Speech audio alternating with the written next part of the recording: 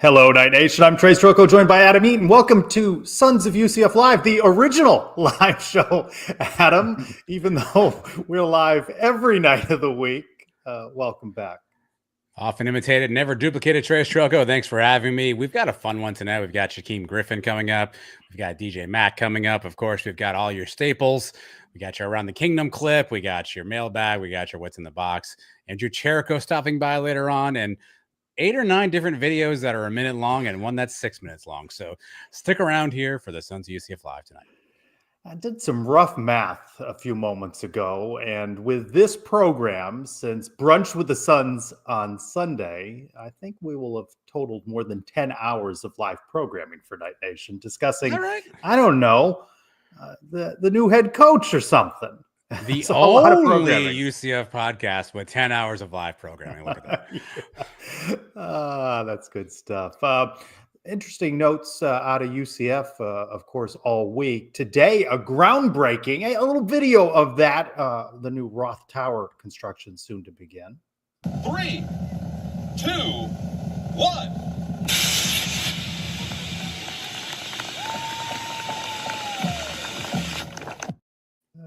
They're not going to build it there, are they? They know that's not where it goes, right?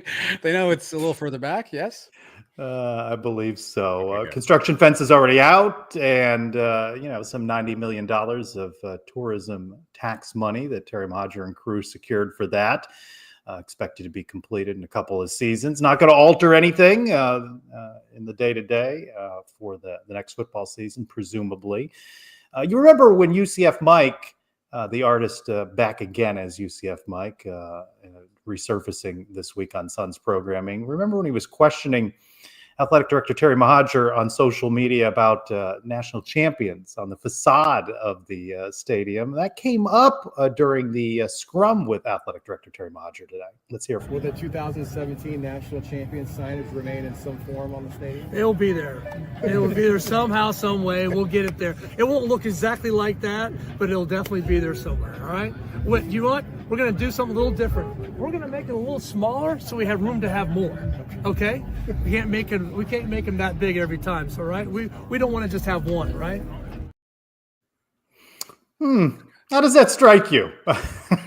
I would win another national championship and then figure out how to put it on there before I would reduce the size of the one in anticipation of the next. But that's just me. I don't love that because I feel like we're going to get like a sticker somewhere on the Roth Tower as opposed to a signage. I understand the thought of let's keep winning these, but I feel like we're going to get a sticker instead of some sort of big sign there. Brandon Helwig of UCFsports.com, the rival site, with that question. All right, let's review for those of you out and about busy this Thursday. It would appear defensive end Nigel Lee Kelly saying, well, you never went anywhere. So, of course, he's going to be back. He's saying that on social media. Quarterback Riley Trujillo entering the portal. That would leave you with Ja'Cory Brown and Dylan Riss. There's 2 quarterbacks. Remember when that was an Around the Kingdom item, and I said, D'Lo, write down the names. I don't like how my list looks right now with the changes. Former UCF offensive coordinator Tim Harris Jr., now the passing game coordinator and wide receiver coach at Florida State. He joins Herb Hand, the former offensive line coach at UCF. And hey, the former UCF head coach Gus Malzahn, all up in Tallahassee. So that listen, I don't mean this to sound mean, but if they want the 4 and 8 coaches to go to Florida State, I mean, it's a choice. I'm sure they're nice people and everything, but obviously something wasn't working. But let's get the band back together in Tallahassee. I mean, best of luck to that. Which includes former UCF quarterback Thomas Castellanos is reunited with Gus everything Malzahn. Old is new again, Trace. That's what I've heard. Oh, it is all very interesting. All right. We were asked a mailbag question I'm dragging up. Riley Carey 60. What's your take on Frost and KZ coming back? Of course, that's the big news. We were all over the coverage of the presser of Scott Frost's return to UCF, that being Sunday. We had that live show on Sunday night talking about it.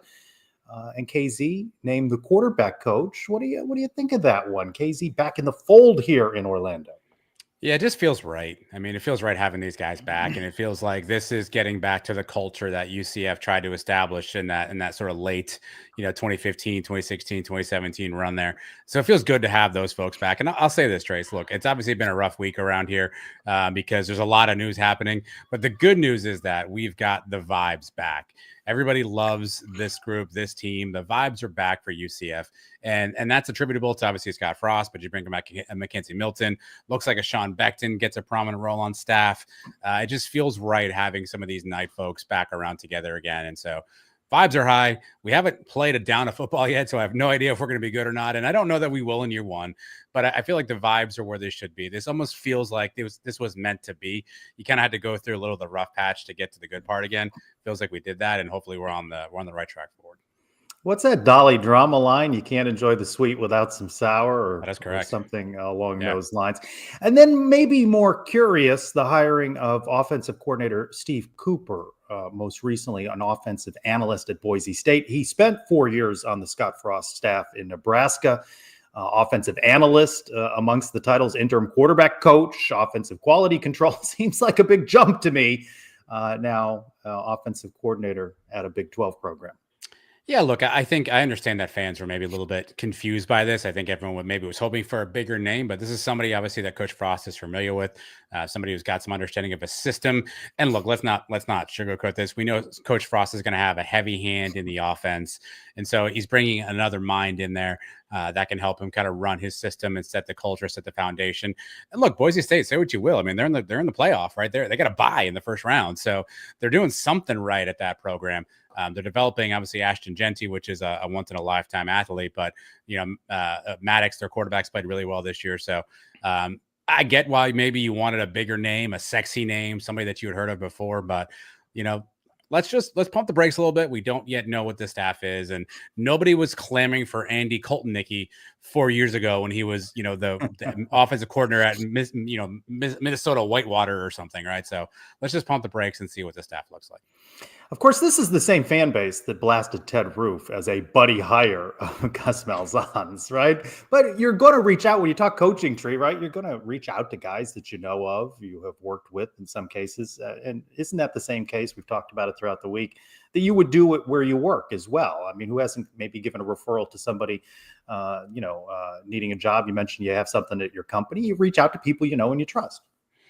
Yeah, and look, you want to surround yourself with people who understand what it is you're trying to build. I think that's the most important thing. A lot of people have talked about. Again, we're going to have Shaquem later on. We have a guest in the green room right now that knows all about UCF culture, and you want to build that culture. And to do that, you need to have people that understand what it is you're trying to build. And so, I totally get him finding people that are on the same page as him already that can set that foundation, because that needs to be built. And so, to your point, I would not go and get some sort of rando that I don't know very well. I want to have people that can help me build this thing from the ground up. I don't know if Steve Cooper can coach. Maybe he can. Maybe he can't. The problem is none of you know either. So for everybody bashing this as a hire, well, Boise State and we're better than a group of 5 team. Again, I think we have to let it play out and see what it looks like when it's on the field. Well, we'll see how it plays out, of course. But Scott Frost at his introductory press conference on Sunday, tempering expectations for all of you. Hey, UCF Mike, that's going to call for 12-0 in his first season. Let's hear from Coach Frost on setting expectations for this coming season. I know everybody in this league has a chance to win, and I need to take a hard look at everything to see what we need to do to win. And there's certainly some talented guys on this team, because I've watched enough tape to know that UCF had really good talent and a chance in a lot of games. Talent doesn't matter much if you don't have character and discipline along with talent. So we're going to judge not just based on the talent that someone has, but are they a fit for the team? And we're going to get this right. And I'm not looking for a immediate turnaround at the expense of long-term success. So we're going to make the right decisions, make sure we get the right people and the right kids, and charge on after that. And then the next 3 seconds, he walks off the stage. Right there. That was the end. That was the perfect. No, you can't go. I mean, after hit the charge and after that, you got to leave the stage. That's it. You got to go. Yeah, he walked right off the stage at that point. Now, our first guest of the evening, I would love for him to have some eligibility at the quarterback position, because you only got a couple left in the room. Let's bring in fan favorite Darl Mack Jr., former UCF quarterback. Welcome back into Sons of UCF Live. What's good, guys? How you guys doing tonight, man? Always good to see you, sir. We talked a lot this week about the culture of a Scott Frost team. Take us inside that locker room. What is it that Scott Frost does? What is it about his personality that creates that culture where he believes in his team? Yeah, man. Well, I've been kind of saying this a lot this week, but it's just something about Frost that makes you believe. I tell people all the time, there was never a time where I got out of bed and my feet hit the floor and I didn't feel like we were going to win. I never felt, you know what I'm saying? That's the only feeling I ever felt. And it came directly from him. A lot of the things that he does within the culture of more so of the organization is make everything player led. And I think that was the biggest thing for us in our short time of greatness, more so with Frost. He let everybody kind of let their hair down and be who they were. And that alone kind of let everybody get closer and become a close-knit group that really kind of led us to more so be able to fight for each other. We trusted each other, greatly. And like I said, he always kept us around each other. So I feel like that was the biggest thing in building the culture for us. And, I can't wait to see what's coming next. Yeah, he has said throughout the week at his presser and other media opportunities that, you can yell and scream at people. That's one way to get people to do things, I guess. But that he wants to motivate. That doesn't mean he's going to put discipline to the side or accountability. Well, what did you see from him in terms of accountability? Yeah, man. So the biggest thing with Frost was no one's bigger than the team. There's not one person that's bigger than the team. At that time, we had some great superstars. I know Shaquem's coming up here later. We had Shaquem, we had, KZ and all these other more so big name guys. And they were always the first ones to hold someone accountable. And they were, receiving to getting that chastisement or criticism from the rest of the team as well. So like I said, man, everything was player led with us. And we never had a problem with checking anyone on the team, no matter who it was, no matter where it was coming from. And I think that was more so the biggest part in our success. DJ, I saw you post this on social media, so I'm gonna take you back here for a second. Take me back to this photograph. What was it about this visit and this moment with Coach Frost that you said, "Hey, I know I want to be a Knight"? Yeah, man. So okay, let me get this out of the way because he'll kind of kill me if I don't. But the light-skinned guy in the picture next to me, that's my high school offensive coordinator, Darl McCain. He's actually planning and getting ready for state championship game this week. So he's a brilliant offensive mind that kind of molded me as a quarterback. So to meet Coach Frost and have him come in and spend time with my family, with my high school coach, they talk ball a long time, and just kind of seeing the mesh that kind of happened between us that fast. It was something that I'll never forget. I'll never forget. My mom made hot wings. She made some other things as well. And just seeing him, interact with my family and really make me feel at home by being a part of my family was something that like I said, I'll never forget it. And I knew right then, this is a big thing for me. And when I got to campus, that was the biggest motivator.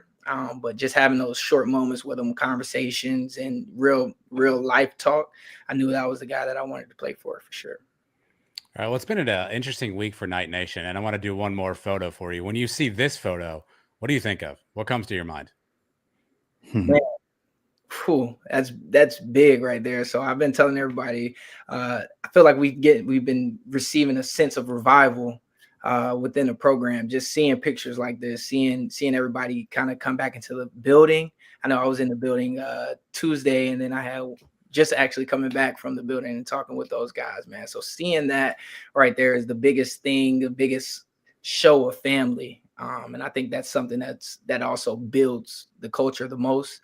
Just the family aspect of it, man. Coach Frost has an open door policy.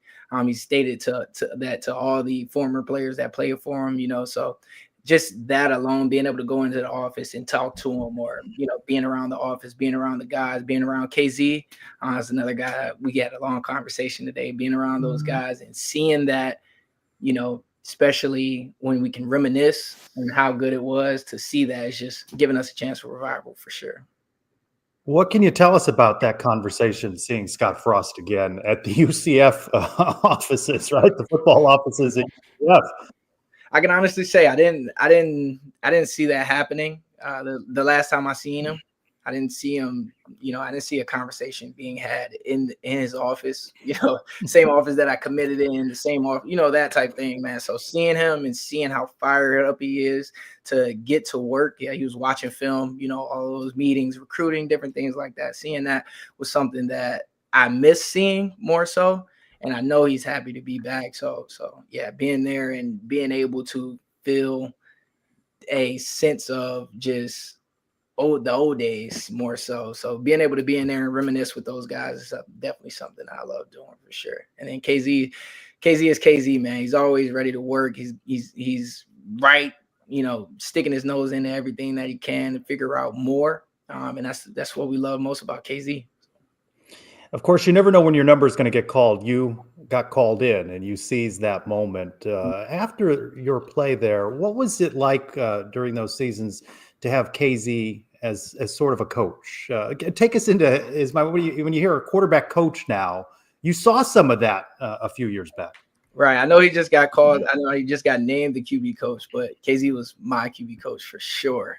Just having that sense of somebody next to you that seeing go out and do the same things that you want to do, just having them there and, being able to take tips and pointers from him, man, it made things a lot easier than what they were.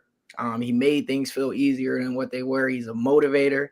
He knows how to motivate different sets of guys, different demographics of guys. So having that experience just then right there, I know that he's going to be an amazing coach. Is there a moment that you can think of, a tip that he gave you after a play, coming onto the sideline, something he may have said to you that really, was a difference maker for you? Yeah. So KZ's biggest thing was let the last play be the last play. Don't dwell, because as soon as you do that, you get to thinking more than you should. So KZ was that let your hair down and don't think. Just go out there and play. As you can see from some of KZ's highlights, there's a lot of plays that you guys may not even know, but it wasn't supposed to happen like that. So KZ was always the guy to let thinking stop, and when it's time to make a play, make that play. So that was probably the biggest thing that he taught me. DJ, take me back to your playing days for a second. You've obviously gone through a coaching change, right? Where one coach leaves, another coach comes in. What advice would you give to the current UCF players that are kind of dealing with this right now, losing one coach and having another coach come in? Yeah, man. So for me, the biggest thing was just to get around those coaches and learn those coaches, learn the things that they want from their players, things that they don't want their players doing.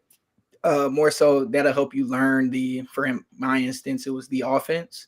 I sat around Coach Hype and all the other offensive staff, and we really sat and kind of pick the brains of them to see what they wanted out of the offense, what they expected out of the offense. And I think that helped the most, because that kind of aligns your beliefs more so. And it definitely lets you know to what you need to work on, or what you need to start working on, or what you need to get better at, or what you already are fit for.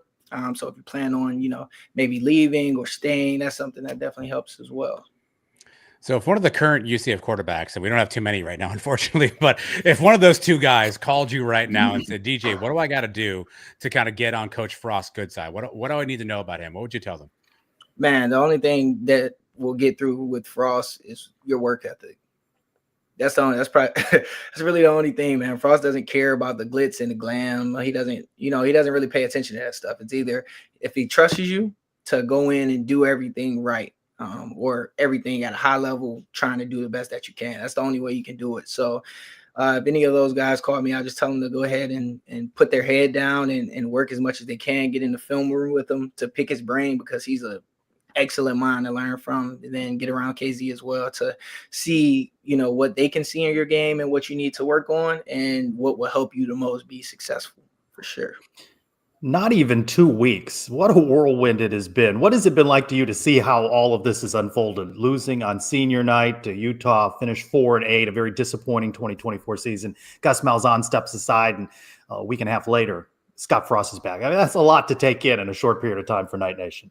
Right. Like I said, man, more so the year was very hard to kind of see, just seeing them being in games that they could have won and should have won more so.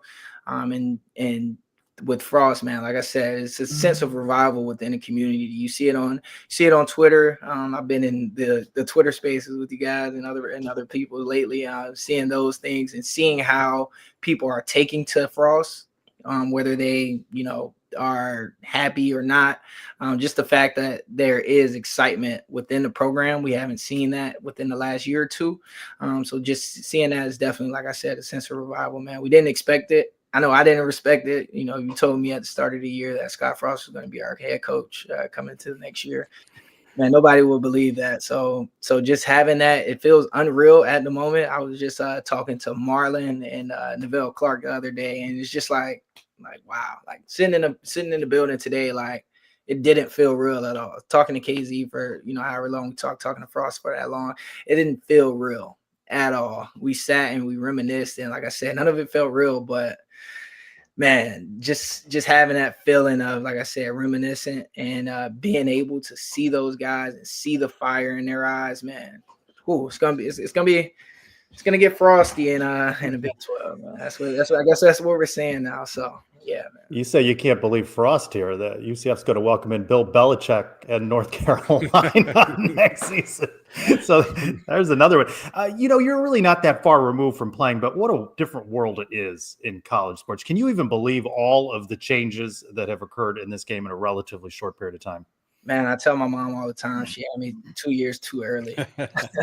So my last year was kind of that first year of NIL and different things like that. But just seeing more so the qualities of the game change, just what people are now focused on. It's not really about, where can you go to develop to be the best guy. It's kind of about, who has the most money, or am I going to come in and play immediately? It's not really about developing anymore. So that's something that I'm kind of like trying to see what's going to work out, or how that is going to work out. But yeah, man, I wish I could be a part of this.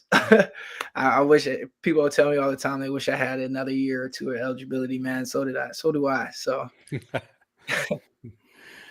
DJ, how would you describe Frost's offensive system? I know in the press conference you said he's not quite sure what he's going to run yet, but you spent a year under him. How would you describe kind of learning offense and what he likes to do offensively? Yeah, man, a lot of vertical plays, a lot of explosives. Those are plays that are more than 15 yards, more so passes. So a lot of verts. As you guys know, UC fast. I don't know if that is coming back, but still some sort of tempo, whether that's the fastest possible or just trying to get the ball snapped.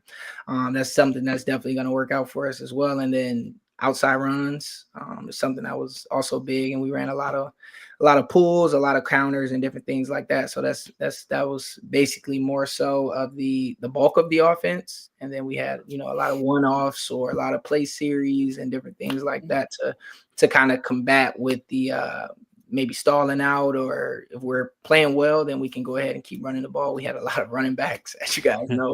Yeah. And totally, we just had a lot of weapons. We had a lot of guys to get the ball to. And the thing I can say about Frost's offense is that if he has enough playmakers on the field, he's definitely going to get all of them the ball for sure. DJ, we try to get our audience involved, and we have a question for you here. Someone wants to know, is that a picture of you behind you? Oh, yeah, this is my sorry. Yeah, okay. This is a picture of our picture on top of our locker room when I had transferred over to you. Yeah. So. Gotcha. Okay. And tell us about that jersey. You got a pretty sweet jersey back there from your time at UCF. Space Game 2020. They gave it to all the seniors that year that finished their year out, man. So that definitely means a lot more to me. So. We're talking about all of the positives, but what would you say is the biggest challenge facing Scott Frost in his return to UCF going into his first season back in 2025? Yeah, man, I would just say more so the landscape of everything since he's been out of college.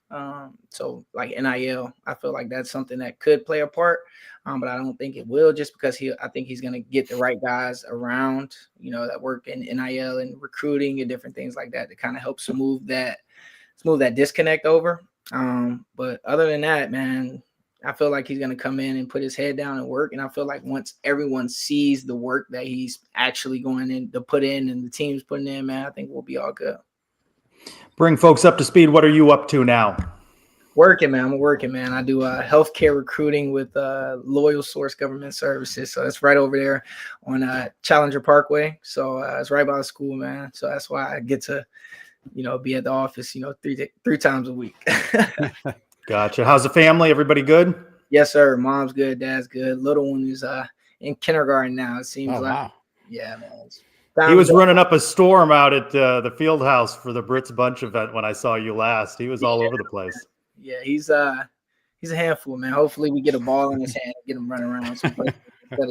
Class of what? What can we start recruiting him? Who knows the year, man? Hopefully, who knows though, man? Juan Soto makes me want to.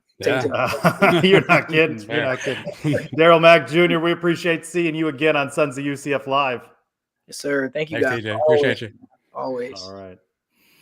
I will never forget his performance in that AAC championship game. That's a guy doesn't need to buy a beer. You see him somewhere, you get him a drink. That performance is a standout performance in UCF history. Looks like he's in good shape. I don't think maybe he doesn't need a beer at this point. But I mean, I think that the best thing about it too, I saw a video recently where he talked about, there wasn't a good first half. And he went in the locker room and he talked to the teammates and they're like, dude, just go ball out. And the second half, I think we held Memphis to 3 points, and obviously UCF put up a ton of points that day. So, I said in the tweet when I announced who was coming on, I mean, he's a legend at UCF. I mean, whether he played one game, 10, that one game alone cements his legacy at UCF. And it's always good. It's just a good feeling, Trace, to have all these guys coming back around the program. All these guys that we know about, names that care about this university, care about the school, that were part of something great, that want to give back and teach that.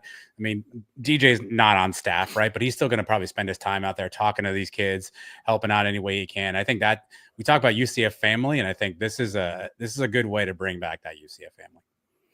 Well, Arizona State has given UCF fans an inspiration. They were projected last, and they won the Big 12. So that's something to think about going into 2025. Let's go around the Big 12 now in a Big 12 minute with Jeff Allen. Arizona State's magical run continues as the Sun Devils made the college football playoff as a 4 seed after their Big 12 title game win over Iowa State. ASU gets a first-round bye and will host the winner between 5th-seeded Texas and the 12th-seed Clemson in the Peach Bowl on New Year's Day. Other Big 12 teams going bowling in the Scooters Coffee Frisco Bowl. West Virginia Memphis coming up on Tuesday, 8 o'clock on ESPN. In the Rate Bowl, Kansas State versus Rutgers. That'll be Thursday, December 26th at 4:30 on ESPN. The AutoZone Liberty Bowl has Texas Tech taking on Arkansas Friday, December 27th at 6 on ESPN.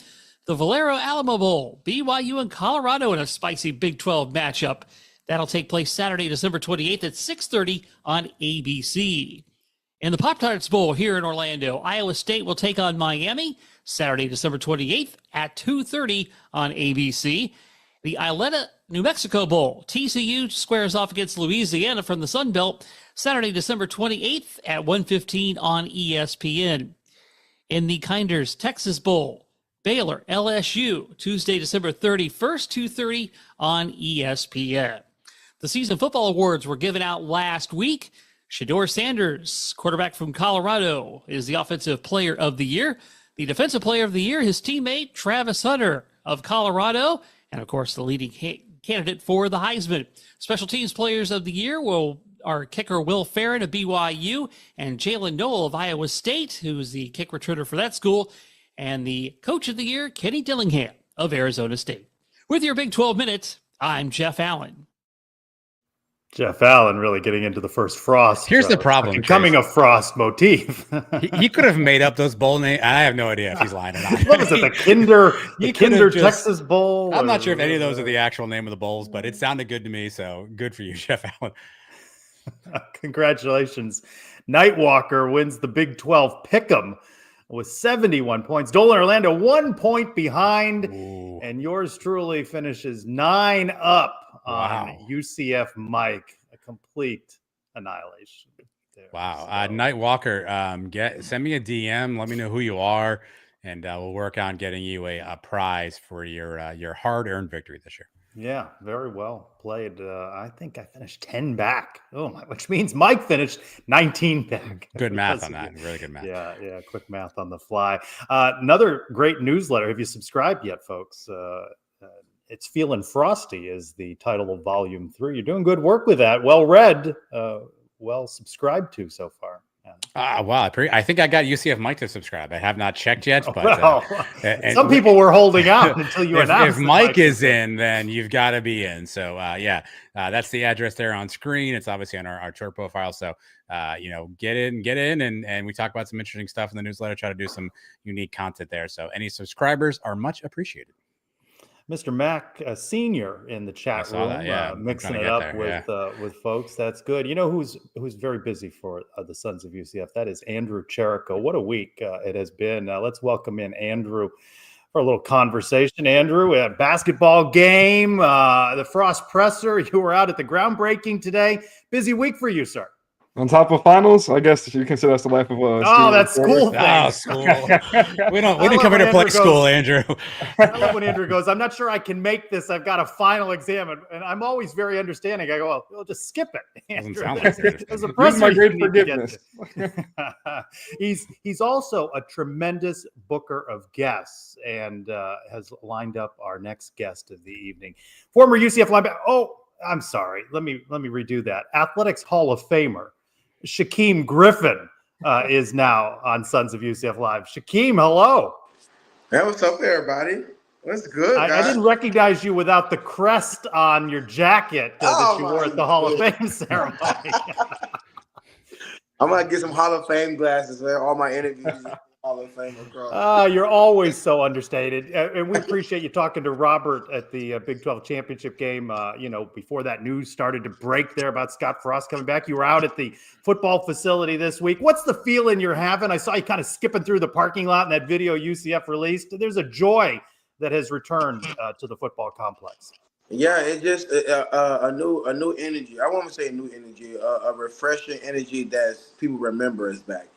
And it's back in the building, and even the staff that was there with Coach Gus understands and feels that aura that kind of walked inside the building when everybody is just like, seeing the success, knowing where we all just came from, or understanding, the things that we went through over the course of these last few years, and then, back to where we want to go. And that inspiring energy is just felt throughout the building, no matter, what your position on the staff is. Shaquem, that video of you seeing KZ and Coach Frost outside the Wayne Dench, I think it pulled at everyone's heartstrings. What was kind of going through your mind when you got out of the car and you saw those two guys standing out in front of UCF again? It had been so long, probably since y'all had been together. I didn't know KZ was already going to be there. Like, I was going there to give, hugs to Coach Frost because I actually had a speaking engagement in Orlando. So I'm like, you know what? Before the speaking engagement, I'll go a day early, chop it up with Coach Frost, give him this congratulations hug. And next thing you know, I get out the truck and I see KZ walk out first. I was just like, whoa, wait. He's here already? And then it was just like, I see the family coming out. I was like, okay, they're already having this conversation. And the next thing you know, you're like, yeah, I'm coming back. I was like, oh, my God.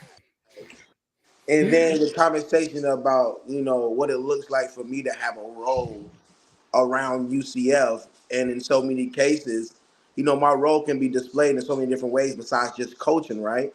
If it's the pursuit of building the media of UCF, if it's the pursuit of, creating creating that foundation to continue to spearhead UCF and the ecosystem of the culture itself, amongst the nation, it's so many ways and so many attributes that I have that can be able to, take UCF in the right direction, especially as we talk about culture building.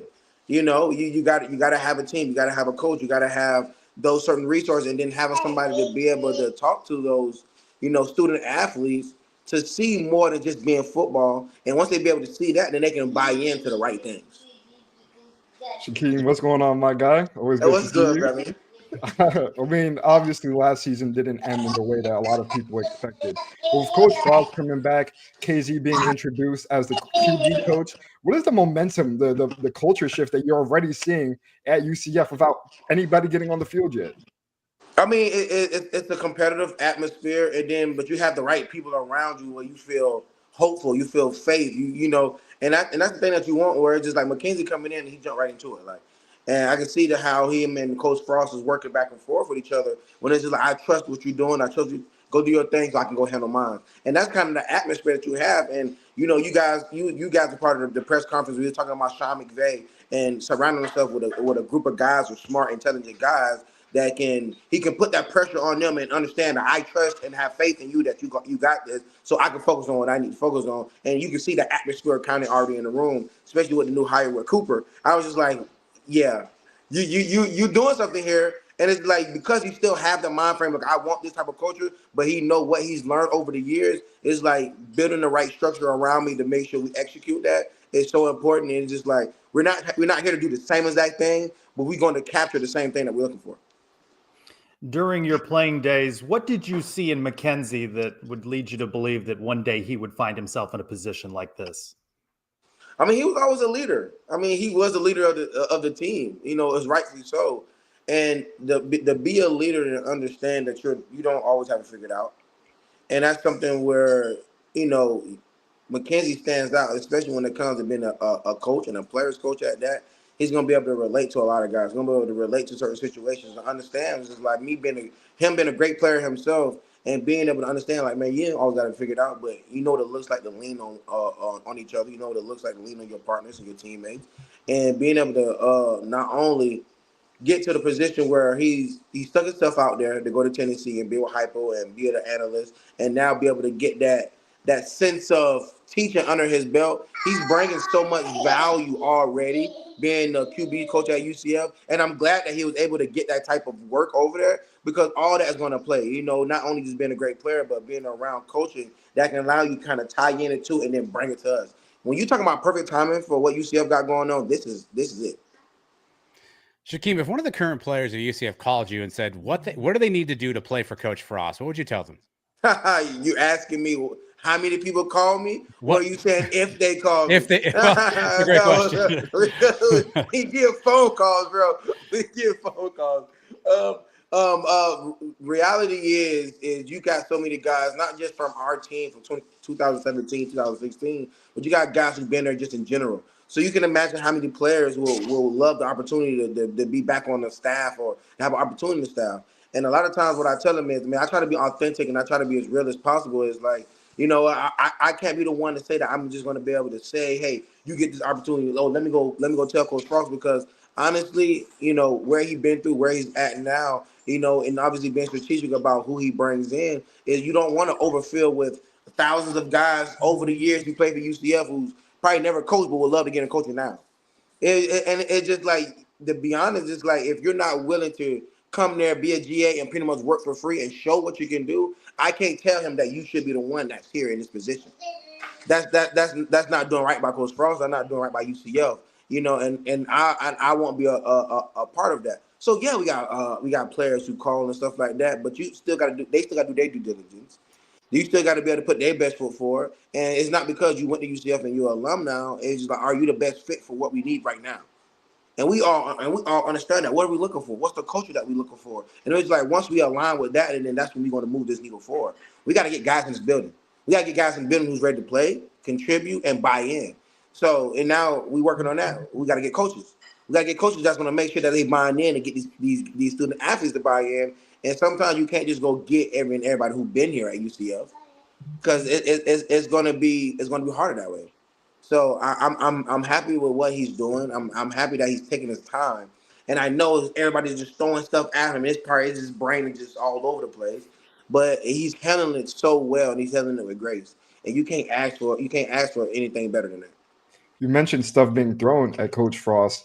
It's a different landscape of college football than the last time he coached at UCF. How do you expect this transition to go, and like using the portal or recruiting homegrown talent? I mean, you got to be hungry, man. You got to be hungry. You got to be intentional. This stuff is different, and kind of being there just for a little while. They're making it happen, and they've been real intentional about it, and understanding that not only that they're looking for guys, but they're looking for guys around those guys, so they can get a better conversation, a better understanding of who they're having coming to the university. And that's such an important part, because you got some guys who just looking for the next dollar sign. And you have to still make sure that you're being conscious of, am I bringing the right guy, and not just because he's getting offered so many great opportunities in other places, And I think they're doing a great job with handling that process. but you can tell the eagerness and they're hungry. They're making it happen. But it goes to show is like, even though he's handling a lot, and like I want guys and I want the media and I want the fans to understand this is no light process. So when we ask the fan base and everybody to buy in, we want you guys to be a part of that. Like understanding that we're building something. Hey guys, I may have like kids yelling here and there, so no worries, it happens. Hey, it's a live show. Yeah, all good. But yeah, I mean, I want everybody to feel and understand that he's handling a lot, but he's handling it with grace. So when it comes to us doing certain things around the community, around UCF, we want everybody to buy in as well. There's not no one man ship, and I hope nobody don't look at it that way. Though it's not just the coaches, it's not just the players, it's the whole ecosystem of UCF. If we all buy in, and that's how it was my year, then we can make extraordinary things happen. So if you guys are listening to this message right now, when we need you, hey, all hands on deck. We need the university, we need all of Orlando to buy in, because we all can take this place into extraordinary places.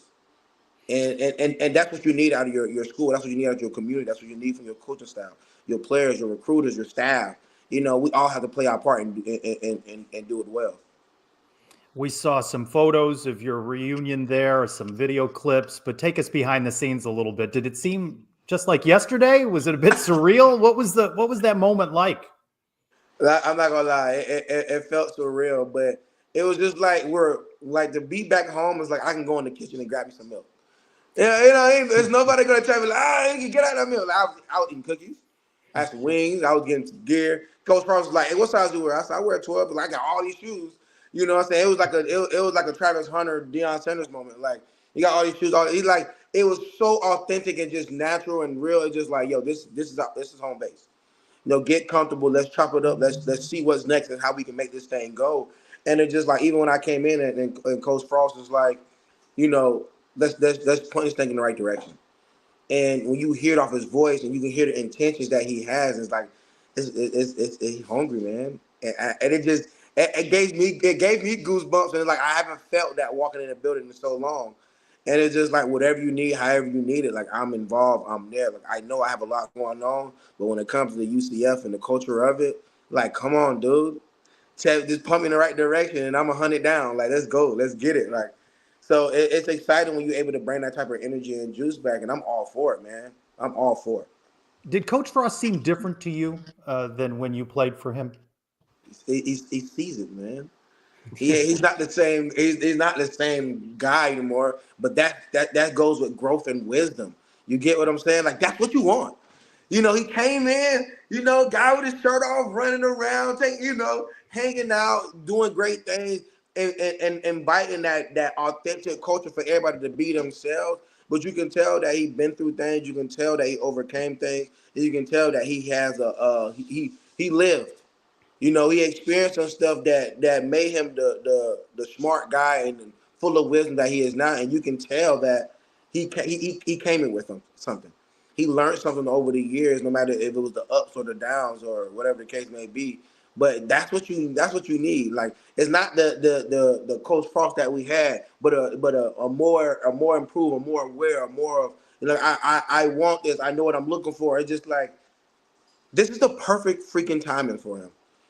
So now it's just like, I'm coming back to reshape this in the light that it should be in, and understanding that what I came from, I'll allow it to be the growth that I needed to be here in the right position now. And we're in the Big 12, and we got them at the right time. Coming through all the adversity they had in Nebraska, being around Sean McVay and understanding the smart and intelligent ways of how they're coaching, and then bringing it all in for you. went from winning. You went from going through hardships. You went from understanding how to create a great team, and just like, come back home to UCF. Come on, man.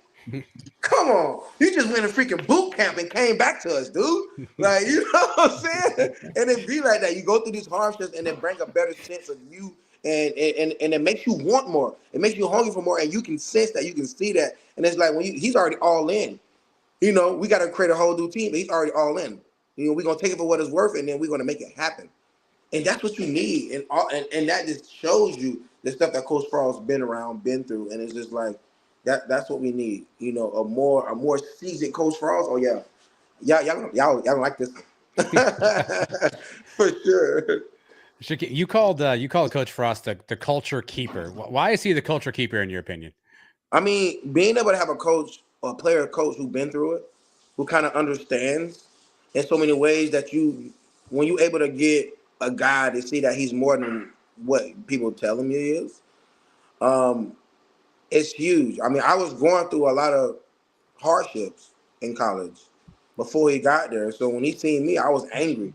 Can y'all imagine me like angry, not happy-go-lucky, like not smiling coming in? And it's like, I'll say some words to somebody who probably deserted. Like people was catching strays from me, walking around the office when I got back, you know? And then when they came in, it's just like I wasn't trusting nothing. So it's just like, how would you get Shaquem Griffin to buy in? I don't trust nobody. Like, you just going to see me as everybody else sees me. So imagine having a breakthrough with that and feeling like I get that, you know, understand the game. My trust is like, I do believe in what you say. And I seen him do that with me. So it's just like creating a culture, like him allowing me to be able to see myself and bring my energy how it should be. It was able for me to pour back into the team. He allowed that to happen. So I was just like, yeah, you created a culture, man, for sure. And you allow us to be the keepers of it. So it's just like, how do we get that back? Because you did it before, even with somebody who never did anything like this in football history. So it's not about one arm, two arms, disabled, able. Like, you see people and you make them see that they're bigger than what they're doing at the moment. He made me feel like I'm bigger than football. He allowed me to be happy. He allowed me to have that joyfulness about myself and not, you know, carry a weight on my shoulders that I had to be angry at everybody who looked at me. And that's powerful beyond football. And he allowed me to see that. He had the coaching style that pushed that and allowed me to see that. How do we revisit that? And how do we get everybody in this locker room to see bigger than just oneself, to see bigger than just playing football? Let you know that you are great in yourself. How can we bring that out? Because when you buy in, you show a lot of greatness, and it just be displayed. Like me chasing somebody 40, 50 yards down the field that got nothing to do with me. That was intentional, bro. You have to have somebody for you. You had to tell me something for me to buy in. And like, even though that's not my play, yo, bro, hold on, I'm coming. Just hold his jersey. I'm running too. You know, even though it's 60 yards away, I'm coming. Just know you can believe that Shaquem is going to run down the field. You just hold on by your fingernail. If you can do that, I'm going to jump on his back and we're going to keep it rolling. Next play. I'm coming no matter what. And I was intentional about it because I bought in. I believe because my team believed, my coaches believed. They allowed me to be me. So I'm going to give you what it looks like. You know, energizer. You know, happy. Like, I'm happy to go run 50 yards down the field. They're going to knock the ball out. I'm happy to go chase this ball, and then hopefully it pops out, and I'll scoop it up and go score a touchdown. Great things happen when you're just running. And I'm, like, happy to run. You know, I'm excited to go chase the ball. Even if the play don't work out, I will still chase you down the field. It was plays in Memphis where the guy's broken, and I'm still chasing him. He's like, you think you're going to score. I'm still behind you. I'm coming. No worries. That was intentional because of what I believed in. Shaquem, you know, every time like we have a conversation, you mentioned wanting to be the culture guy. You make me want to like drive through a brick wall and like get my entire life back together. You mentioned Scott Frost being able to elevate your game. What would you say to recruits coming to this team? How can he elevate them to become their best self?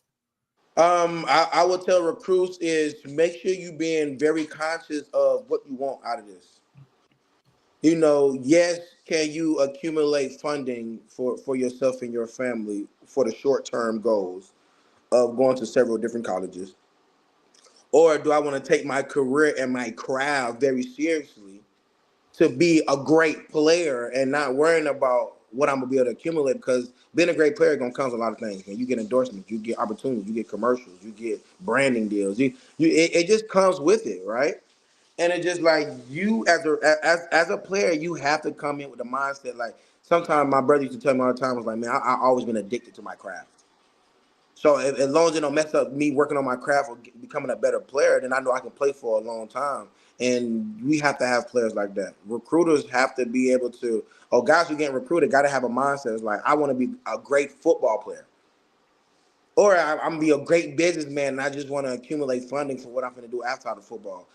But make sure you're choosing what you actually want and then sticking to it. If you want to be a great football player, get around great coaches that will allow you to see more than yourself so you can become that great football player. Because you're going to come with your own baggage. You're going to come from your own environment. You're going to come with your own wants and needs. And then being able to understand those, how do we can make sure that we can reshape what you think that your environment should be. But you can go get all the money right now, but that doesn't mean when you're 30, 40 years old, that's going to look like that, man. You can blow through millions of dollars within a year. So don't think that, oh, because I'm getting 400 here, then 600 there, then 700 here, I'm set for life. No, you're set for the moment, my bro. You know? And you got to understand, a lot of guys, a lot of kids don't understand, whereas it's like, if I'm only doing it just to get money into college, what does it look like when I'm 40? What does it look like when I'm 50? What does it look like when my parents have to start getting medical help? That's a bill in itself. And we ain't talking about college expenses. You get me? And if kids are not understanding that, and I'm pretty sure they're not sitting down having this conversation with their folks, you know, be in the moment, YOLO, let's do it. Then sometimes you may be misled, which is okay because of our environments that maybe some of us grew up in. If I had to tell kids now who's going to be getting ready to get recruited and go into college, make sure you know what you want. If you want to become a great football player, you have to be addicted to your craft. And that means I got to go around the right people who's going to make sure that they is addicted to me getting better. You know, no matter what, all aspects of football, training, or just spiritually, mentally, whatever. You want to go to a spot that's going to be driven by that. UCF. But you got all these schools, man, who throwing so much money around, and they probably ain't going to know half of the guys they're getting.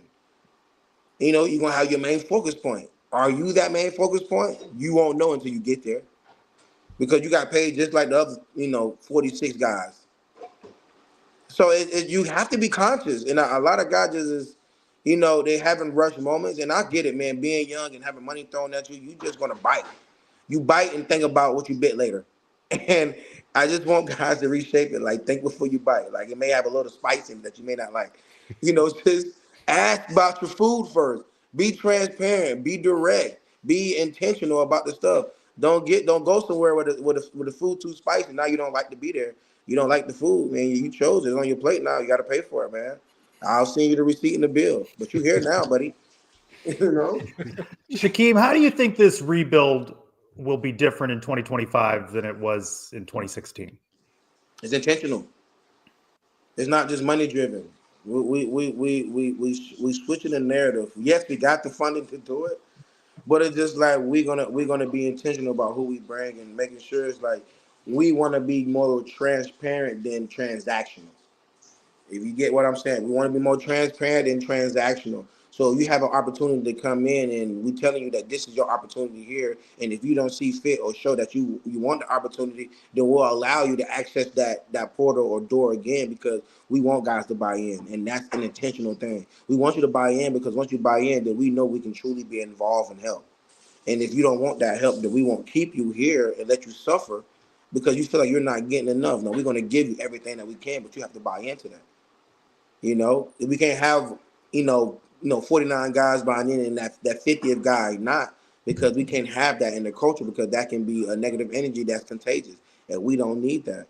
So yeah, the difference between 25 and now is just like we're going to be intentional about everything we do and everything that we bringing in. Shaquem, we're talking a lot about KZ being back on staff. Another name that's back on staff, Sean Beckton, a guy that I know you know really well. What's it like to have Coach Beck back on the staff, back home here at UCF? I mean, it just goes to show, like, man, that shows just a big sign for alumni.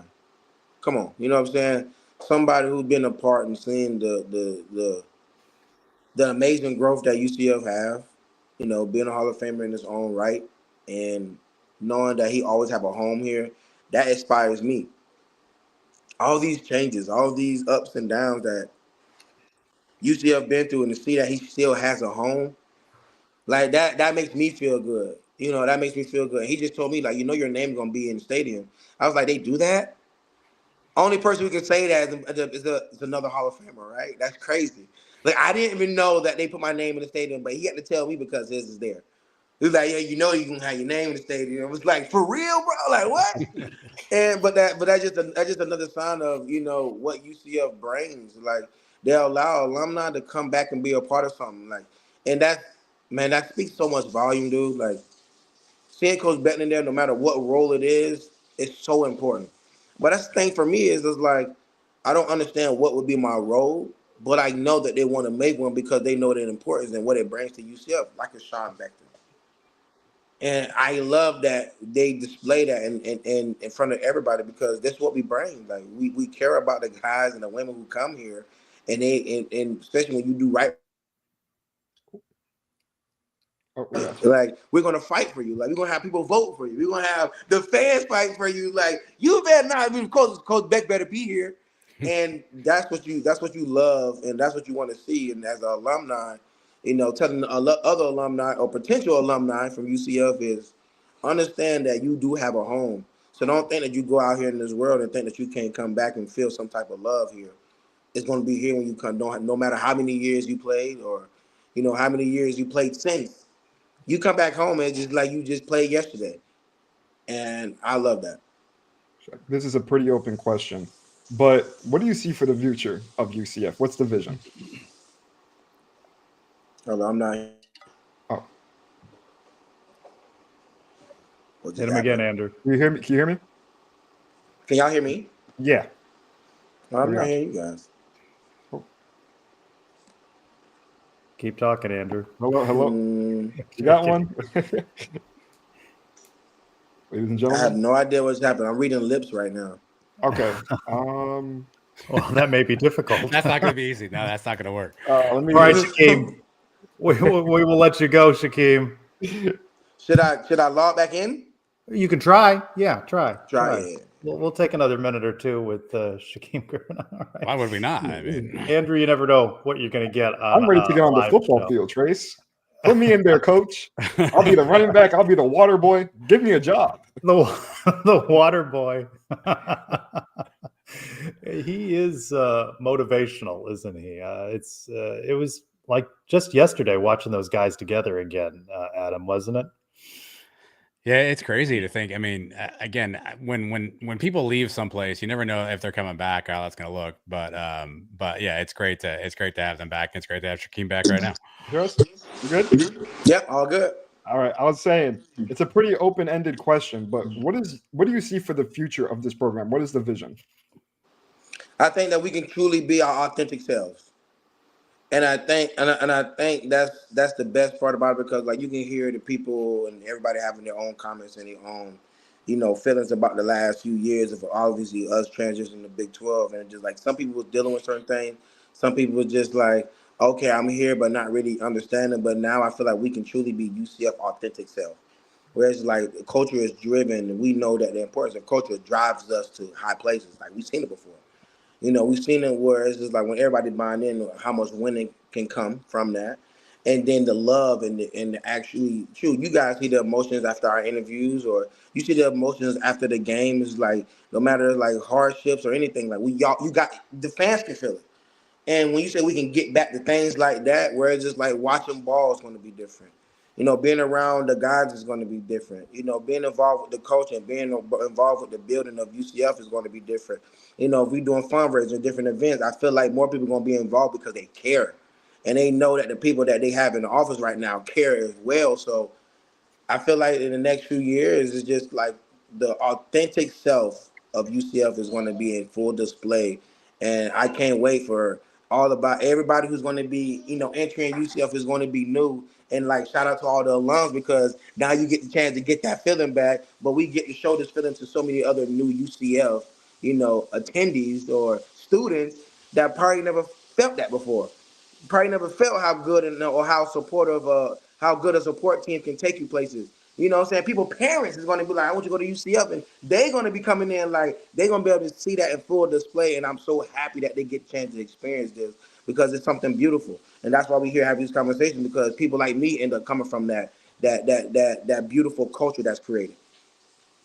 Shaquem, has anybody ever told you might have a future in inspirational, motivational speaking? Has that ever crossed your mind? I'm already doing it. I'm just kidding. I'm just kidding. You got everybody running through a wall for you. 48 speeches later, man, and it's been going up. So it's motivational speaking, man. For me, it's therapeutic. I don't look at it as work. I don't look at it as something that I got to do. I look at it as I get to do it. But the internet, that's be patient. He's back. He's good. Oh man. No, you're there. Well, we can hear you. Yeah, I be getting a lot of phone calls, coaches, parents. So my Hey, if apologies. it's a prospective This time recruit, of we need night, you to drop yeah. us and talk to them. Listen, they call back twice and it's important. If it's just once, I get back to it. Well, we'll wrap up with this. How is your family doing? Family doing well, man. You know, you have your own stuff that you go through, and you know, kids getting bigger. We made it through the storm, so we transitioned and adjusting to fixing up the house and stuff. But other than that, man, we're alive. You know, we're pushing, we're motivated, we're happy. You know, we got some juice, and when we wake up in the morning. So I can't ask for nothing more. And great things is happening, man. You know, from motivational speaking to Coach Frost being back to, you know, opportunity to help serve this community and, you know, make the world a better place. So I can't ask for nothing more, man. We're in a great spot. I got one last thing to ask. Holla at me. To get the Knights fans going, how often do we expect to see you around this team? What if I told you I'm thinking about moving back to Orlando? That's a news drop right there, ladies and gentlemen. What else do you want from me? I may be one of y'all neighbors, but you better be knocking on my door all the time, though. That's not what I meant. Like, yeah, I may be a neighbor. Don't come knocking on the door all the time. Talking about I need some sugar. You better go to Publix. He is UCF Athletics Hall of Famer Shaquem Griffin, good enough to spend the last half hour with us on Sons of UCF Live. Welcome back, Shaquem. Thank y'all for having me, man. This ain't the last one. It's only gonna turn up from here. All right. Merry Christmas, happy holidays to you and your family. Same to you guys, man. Appreciate you guys for having me always. You know it's love from this side. Charge on. All right. Charge on. How about that? Made a little news there. Gus Malzahn's house may be on the market. So if Shaquem's looking for a spot, I'm just saying. Andrew, you weren't a student at that time. How familiar are you with the play of Shaquem Griffin and Mackenzie Milton? Well, speaking personally on Shaquem, I knew about him when he was at UCF, even though I wasn't a student, although I wasn't too involved in the college football atmosphere. Just because of the adversity that he's been through, being the only NFL player and college football player for that fact, to go through with his one arm and one hand, sorry. And it's inspirational to me because as a person with a physical disability, it almost motivated me to I can do anything. I can become a sports journalist. I can be up here on the Sons of UCF Live chatting with you guys. And seeing that he went to UCF, I was like, it's a dream match when I came here. And in terms of KZ, like I mentioned before, I wasn't as familiar with college football at that time, so I didn't know much. But as soon as I got here and I know journalism was my route, I did all the studying I could. And man, that team was special. What are your observations from the groundbreaking ceremony today? Vibes are high there as well. Terry Mohadri said it best. He wants to keep UCF on the top of everybody's mind. He wants UCF to be the hot topic right now. Obviously, throughout the season, UCF was a hot topic for the wrong reasons. He's trying to bring back all the vibes that UCF had back. UCF is a place where it's not your traditional school. You don't get your traditional campus experiences. You get the college basketball games with Antonio Brown showing up. You get the college football games with Deion coming into town and Cam Newton walking all over the field. It's just stuff you don't get at other campuses. And I think it's special to see that UCF is continuing to improve. At the groundbreaking today specifically, they had some nice improvements. Said improving club suites, improving premium seating. They're adding 1,278 more seats. I spoke with Terry on that. So it's good to see the improvements coming, and I don't think UCF is remaining complacent right now. I think they're in a full swing of momentum. Andrew Cherico, thanks for being with us during this Shaquem Griffin interview and conversation, and thanks for arranging that guest on Sons of UCF Live. Absolutely, guys. I'll see you guys tomorrow, maybe somewhere, somehow. I'm sure we'll be on live tomorrow. All the time. Yeah. All right, guys. You can catch Andrew and Clay Pasco on Up All Night. That's archived. They went live this week. Some hot takes they took in, and that was a lively show. You always come away feeling motivated by Shaquem Griffin. Yeah, it's interesting. Yeah, just listening to him talk about, alumni and kids going there. So, many of you know, my daughter is going to be a high school or a senior this year. She is a senior this year in high school. She'll be a freshman next year in college. She got into UCF, and so she walked in the room the other day when the Scott Frost presser was on, and she was kind of like, "Who's that?" And it was really weird, Trace, because I had to sit there and kind of educate her on that period of time that she has no recollection of. I mean, she remembers me screaming in the living room while we were playing those games, but doesn't know what that means.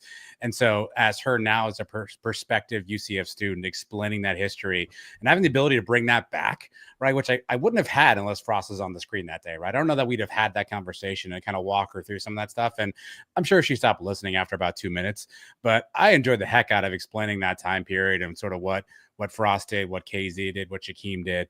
And so it's stuff like that brings you kind of back together. And for me as a dad, as a parent of somebody who may go to UCF in the very near future, it was a cool moment. And while it's certainly just football, I get all that too, but there is a bond that you have with that. And this moment, this opportunity gave me that chance to do that conversation, which was really cool.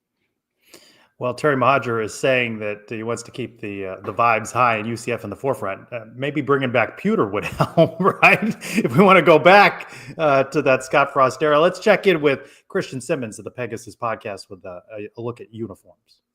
All right, let's break down the biggest basketball news in the world right now, and that is that the UCF basketball team's got some new space uniforms, which is exciting. It's been a couple years since we saw a brand new version. We've seen a few iterations of the space uniforms now from UCF basketball, the most recent being the white jerseys with the script knots.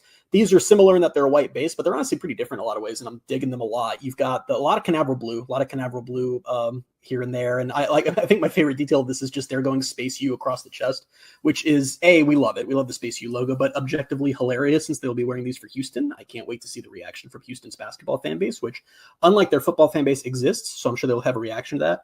These are solid uniforms. Number font, it's looking very similar to the one they used for the 2022 football uniforms. The big in-your-face part of these uniforms is the side paneling. As you can see in the photo on the left over here, is you've got this big quadruple layered Polaris star kind of in your face popping at the bottom there. It's got white layers, black layers, blue layers, a lot going on there. And it sort of is the tip of one of my favorite UCF logos or design elements, which is the rocket sword, which we're seeing, I believe, make its basketball debut, which is the logo that looks like, if you're looking at it from the top up, it's a rocket taking off.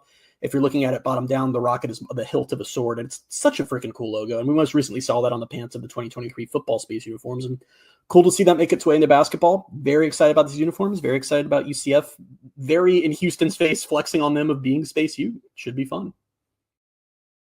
Does anybody get more excited about a topic than Christian Simmons? The Polaris stars, the sword. Who's more excited, Shaquem Griffin or Christian Simmons on uniforms? That should be a poll, Clay. Put it on the poll, Clay. Who's more excited, Shaquem Griffin about football or Christian Simmons about uniforms? Christian and Bailey with a live edition of the Pegasus podcast. You can find that now archived as they talk about the week that has been around UCF athletics. A look at the basketball uniforms. Men's basketball 7-2 after the 66-51 over Tarleton State. Andrew Cherico was there Sunday and files this report. Arizona. Hello, everyone. My name is Andrew Cherico, and welcome back to your Sons of UCF Men's Basketball Minute. Last time out, UCF beat Tarleton State 66-51, but it wasn't as clean as a match as the Knights would have wanted, giving up 17 turnovers and only shooting 29% from three. UCF head coach Johnny Dawkins thinks a big part of this is the long break in between matches. Last time we played was last Sunday.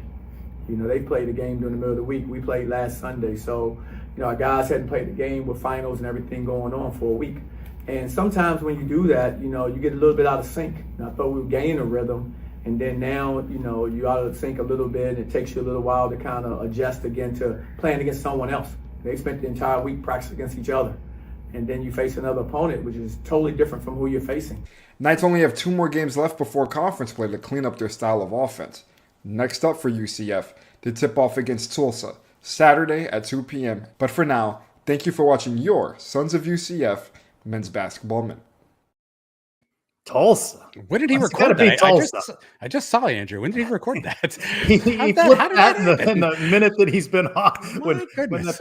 When the uniform minute ran, he put that whole thing My together. goodness. Wow. Tulsa. All right, where are you at with this basketball team? How concerned are you? We still don't see Jalen Sellers. You know, we had the week between games. Someone asked Johnny Dawkins what the status is of Jalen Sellers. He goes day by day. I pointed out that it had been week to week, day to day.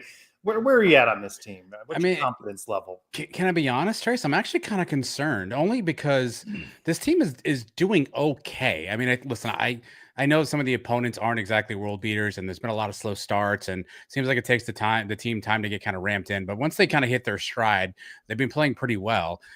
I'm kind of more concerned. How does Jalen Sellers fit back in here?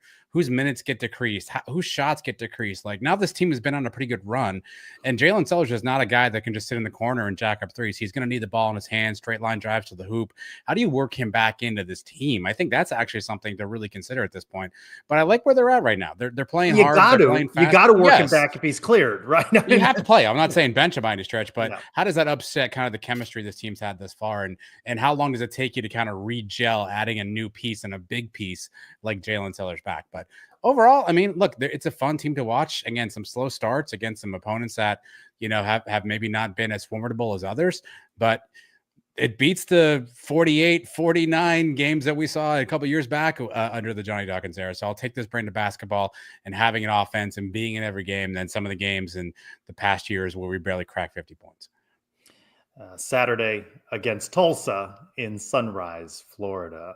We go around the kingdom now. Women's basketball, they got the win to move to 7-2 as well. 93-87 at Texas Southern. They're off for a little stretch here. Their next game Tuesday, December 17th against High Point at 7 o'clock.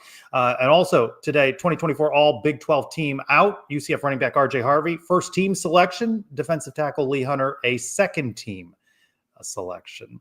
As our live week of shows has continued, we earlier had Eric Lopez and I mixing it up on Around the Kingdom. Of course, we're talking all things UCF football and the Scott Frost hire. You know what blew me away was not even what his words were, but more importantly, how everybody around him. Think of all the donors. There was a ton of donors there, Trace, just swarming him and him shaking his hand and happy to see him back. It was surreal to see that, him unite people like that. And also, like you said, he had a great sense of humor, but he was very honest. There was a point there where he said about UC fast and everything. It's like, well, you know what? We're not going to do it exactly like we did it the last time. He learned some things from the past. Maybe you don't have to go fast all the time. So he's basically telling everybody he's going to take some time, and he wants to develop players, Trace. That's something. And I thought a little bit of a shot at the previous staff, maybe indirectly, about, hey, we're not going to just build teams off the portal each year. I thought that was fascinating. You know, an interesting word choice there by Elo was unite, and that has certainly been what's happened over this last week. The fan base united, and not that the fan base was divided with Gus Malzahn and crew, but they had checked out, right? There was waning interest. We weren't doing a live week of shows leading up to the Utah game. The fan base is united, unified, and excited. Yeah, I think I said this last week or yesterday. I don't even know anymore. But certainly under Gus, you start to see the cracks really start to form. And there were people who were getting disinterested, disengaged. And it feels like just like that, Frost brought everybody back into the room, everybody back into the arena. And I think I said something similar on Around the Kingdom last night. There's no other coach that could have come in on day one and done this. Any other coach would have taken time to get to know the donors, get to know the athletic staff, get to know some of the players, get to know the former players. Scott Frost walked in with that advantage already there. He didn't need to reintroduce himself to some of these folks. He didn't need to prove himself. He walked in day one. And I don't know if that translates to a win on the field or 2 wins on the field or 3 wins on the field this season, Trace, but it certainly gives him a bit of a leg up. He didn't go into that press conference and introduce himself to some of the big money boosters. He went in and said, hey, good to see you again. And there's got to be some sort of a accounting for that down the road. And hopefully that pays off for UCF to not have that learning curve and the bumps in the road. And they can maybe hit the ground running a little faster than they would have had they hired a Barry Odom or an Andy Kotelnicki or a John Sumrall. Also good to see Brian W. Peterson again. He's looking back at what's changed since Scott Frost was last on campus. Let's hear from Brian. Let's hear from Brian. Why aren't we hearing from Brian? Now it'll be time to talk, Brian. Brian, It's just a picture of Brian. You should be go talking. Brian, Yeah, what's happening here? or we won't hear With from Brian. Well, I mean, it's fine if we don't have to hear from Brian. We can try to go back to Brian later, but Hold on, let's try this. Hold on, maybe. There we are. Well, we got Brian. Bye, Trace. audio.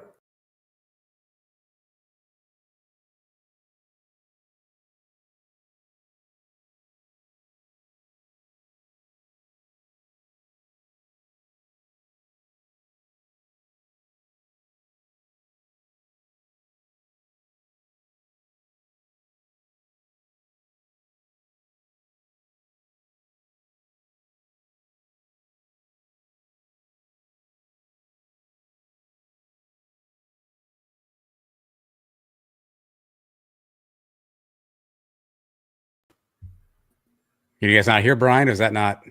I was not able to Is hear there- Brian, there's but I no like audio? the image frozen on the screen. Clay Pasco's here. Oddly enough. Hey, Clay. Yeah, we're in some technical dip. We'll get back to Brian's video in a second. Let's Hey, we've move been on. on all week. There was bound to be a hiccup somewhere along Let's the move line. forward here. Let me Oh, see. Well, it is the time where we normally turn to Brian. Well, I think I got to hold on. I think I got to figure it out now. If you want it. Well, we'll still go back to Brian. He's put in Okay, the work. sons and daughters, Wild Good. Bill, Brian W. Peterson, back Audio? with you for another Sons of UCF Top 5. In the wake of Scott Frost returning to UCF, I thought I'd go ahead, do a little research, and come up with some top 5 changes to UCF since Scott Frost left at the end of 2017. So I've got my notes here. I got to cheat a little bit because I wrote a bunch of stuff down. So without further ado, drum roll please. Number 5, enrollment. In 2017, the last year Scott Frost was here, UCF's enrollment, 66,183.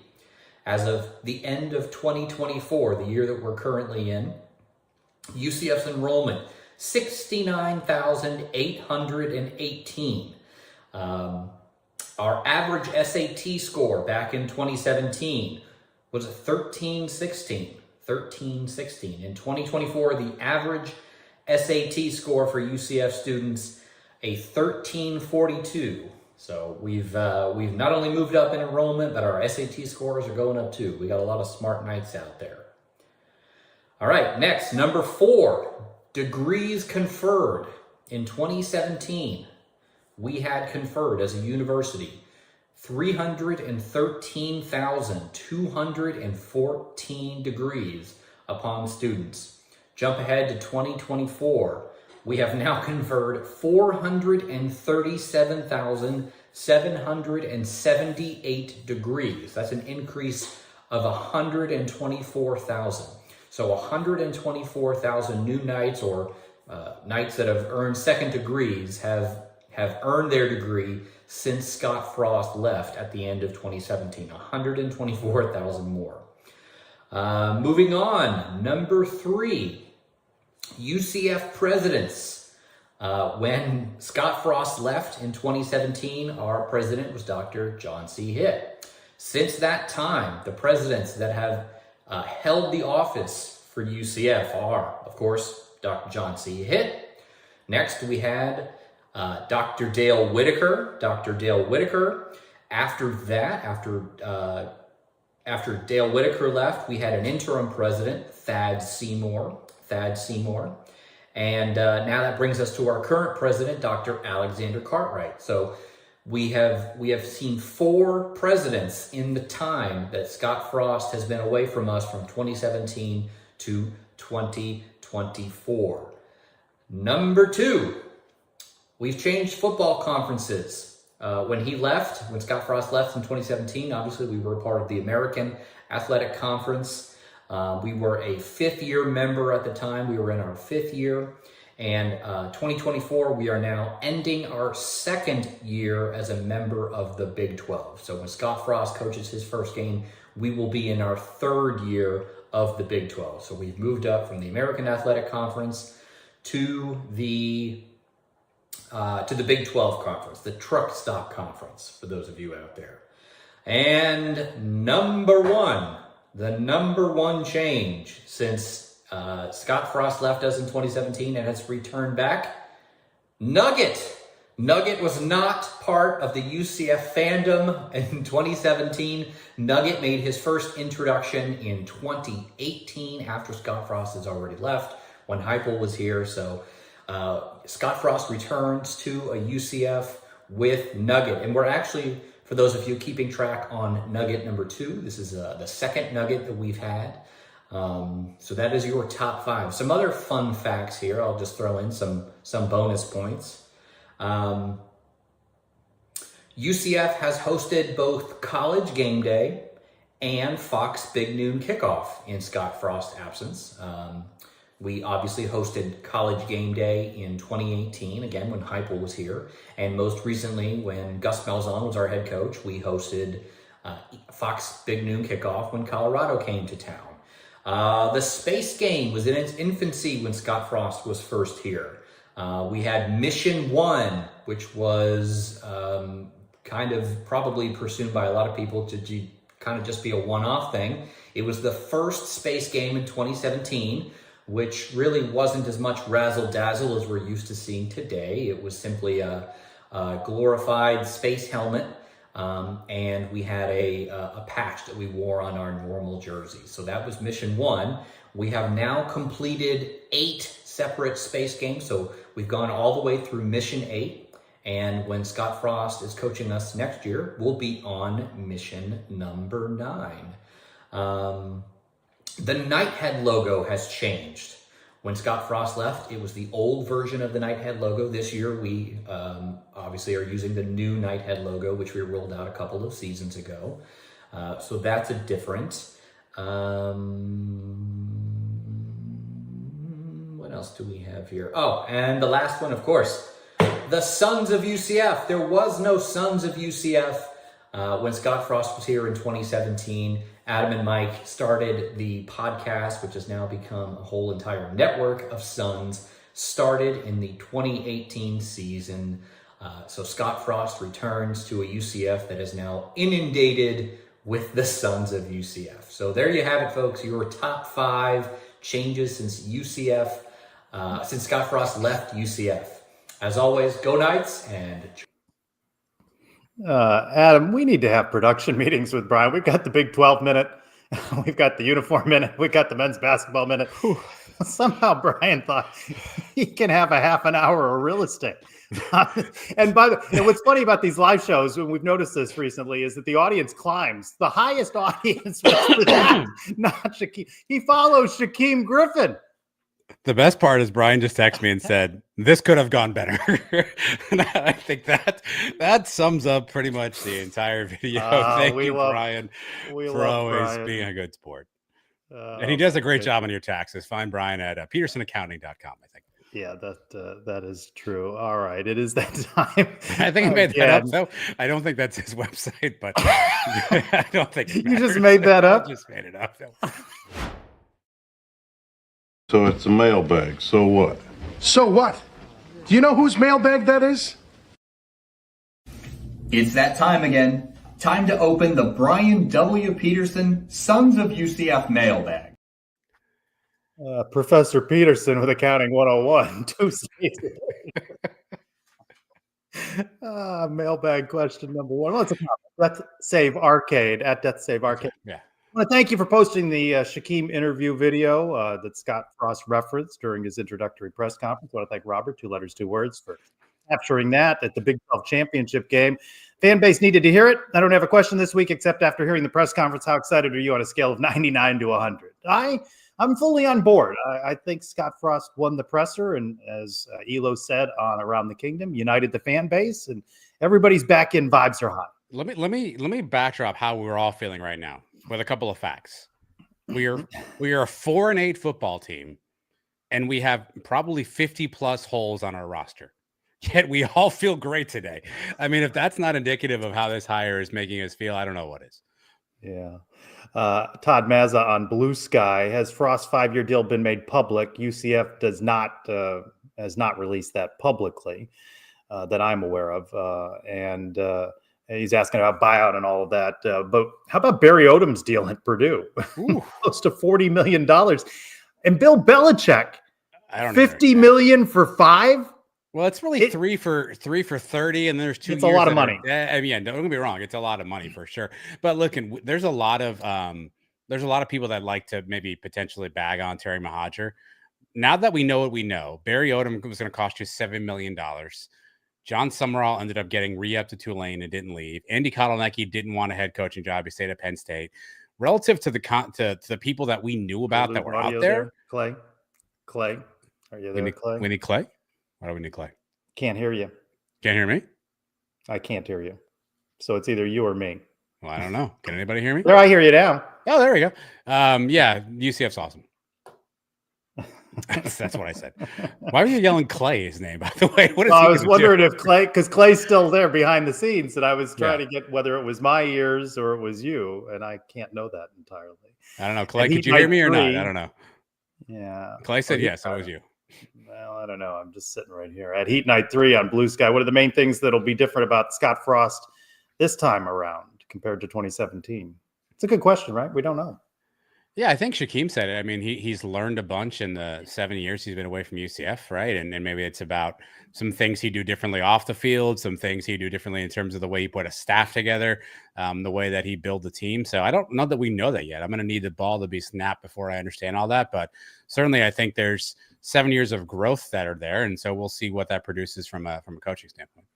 At UCF Farmer. Scott on Blue Sky. Can Frost be a CEO-style coach and handle the big decisions and delegate to an OC and a DC? I think it's interesting, the selection of his offensive coordinator, and now you have to ask yourself whether Scott Frost will be involved in play calling.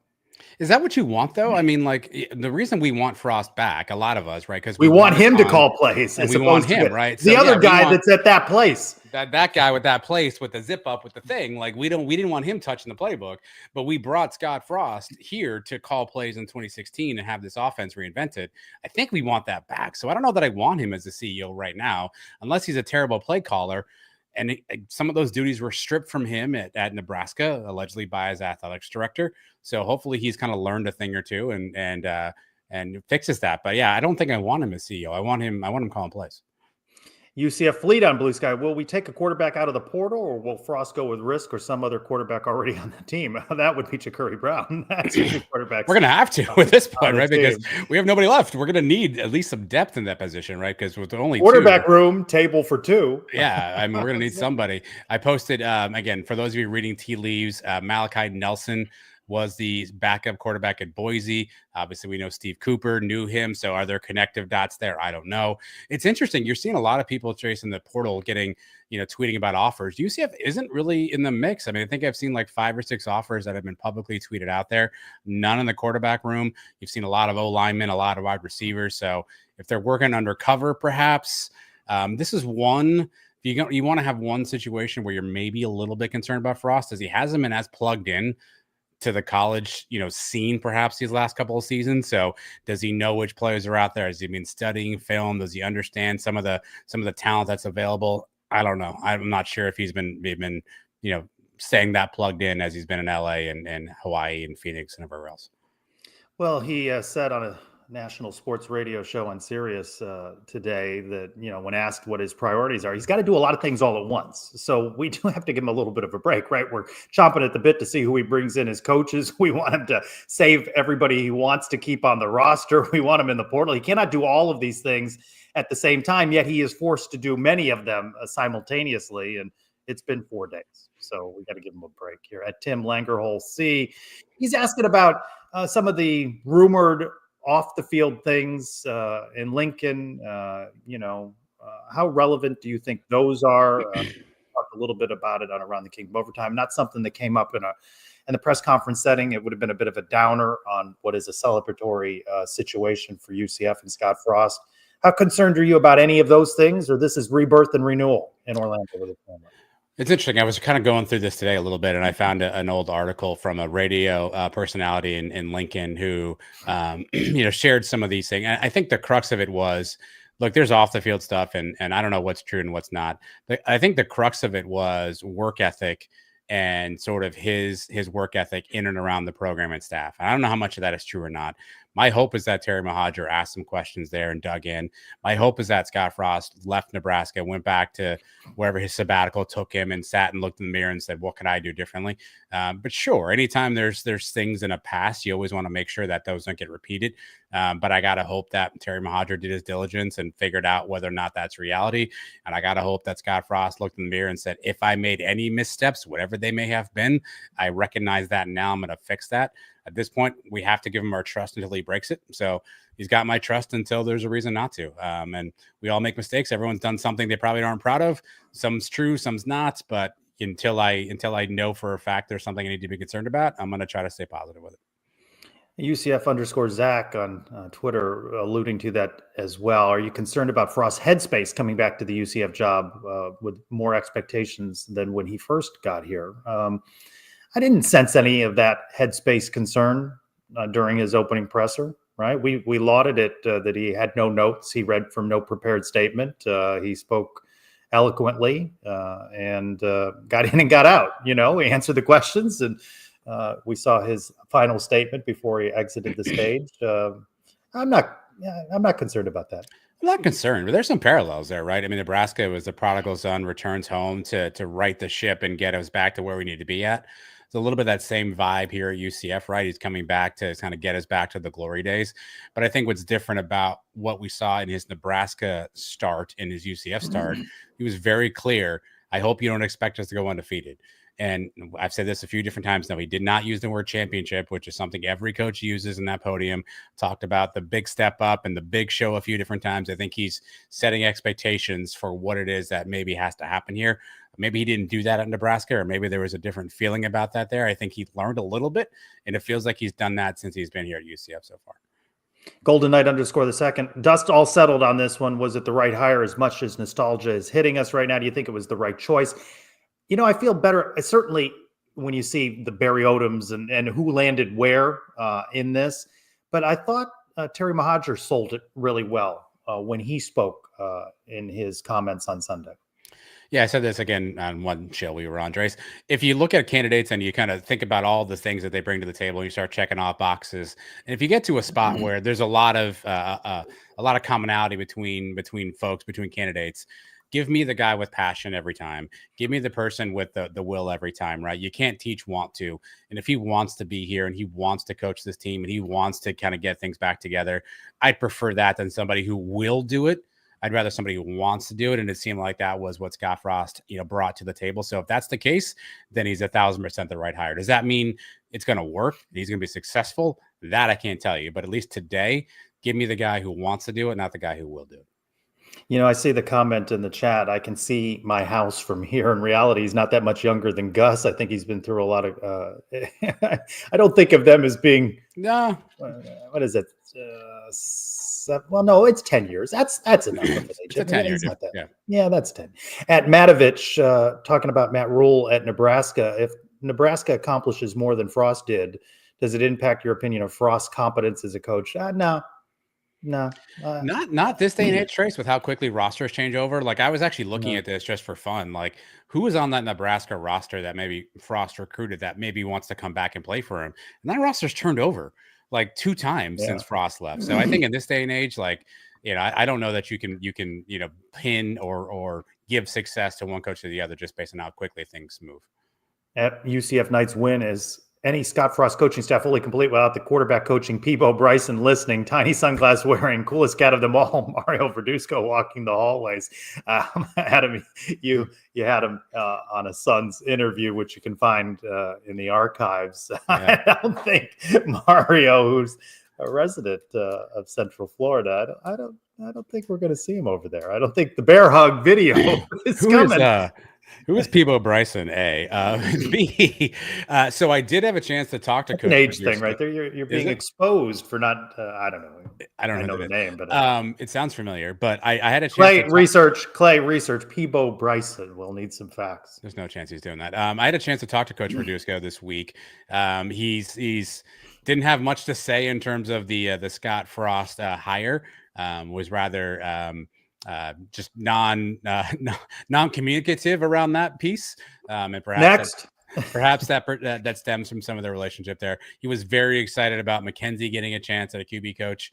Very excited about him kind of starting his coaching career. But safe to say, I know people are asking. Feels like there's 0.0% chance that he's going to be involved in anything to do with UCF.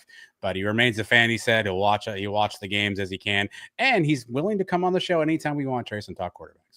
Oh, well, let's bring him on to talk about the two quarterbacks that are on the roster right now. Shakuri Brown, Robert Piba, Bryson, is an American singer and songwriter. Okay, there we go. Clay Pasco bringing the research. At Tan the Man _ over under 50% of the coaches from his 2017 staff are hired. Way under. Again, I think people just name one that's not going to be. I think people need to listen. There was some bad blood the way that ended. If you look at kind of I researched some of this today. It seems like after the 2021 season that things were not going well, and that Frost was forced to make a bunch of different changes on his staff, and the Verduzcos, the Greg Austins, the Ryan Helds, the Sean Becktons were all kind of jettisoned. Matt Lubick at that point was offensive coordinator, all jettisoned out. Chinander and that defensive staff stayed, but then they left a couple games after Frost did. So I think there's probably some hurt feelings involved, and it's probably best on all parts that staff kind of doesn't come back together.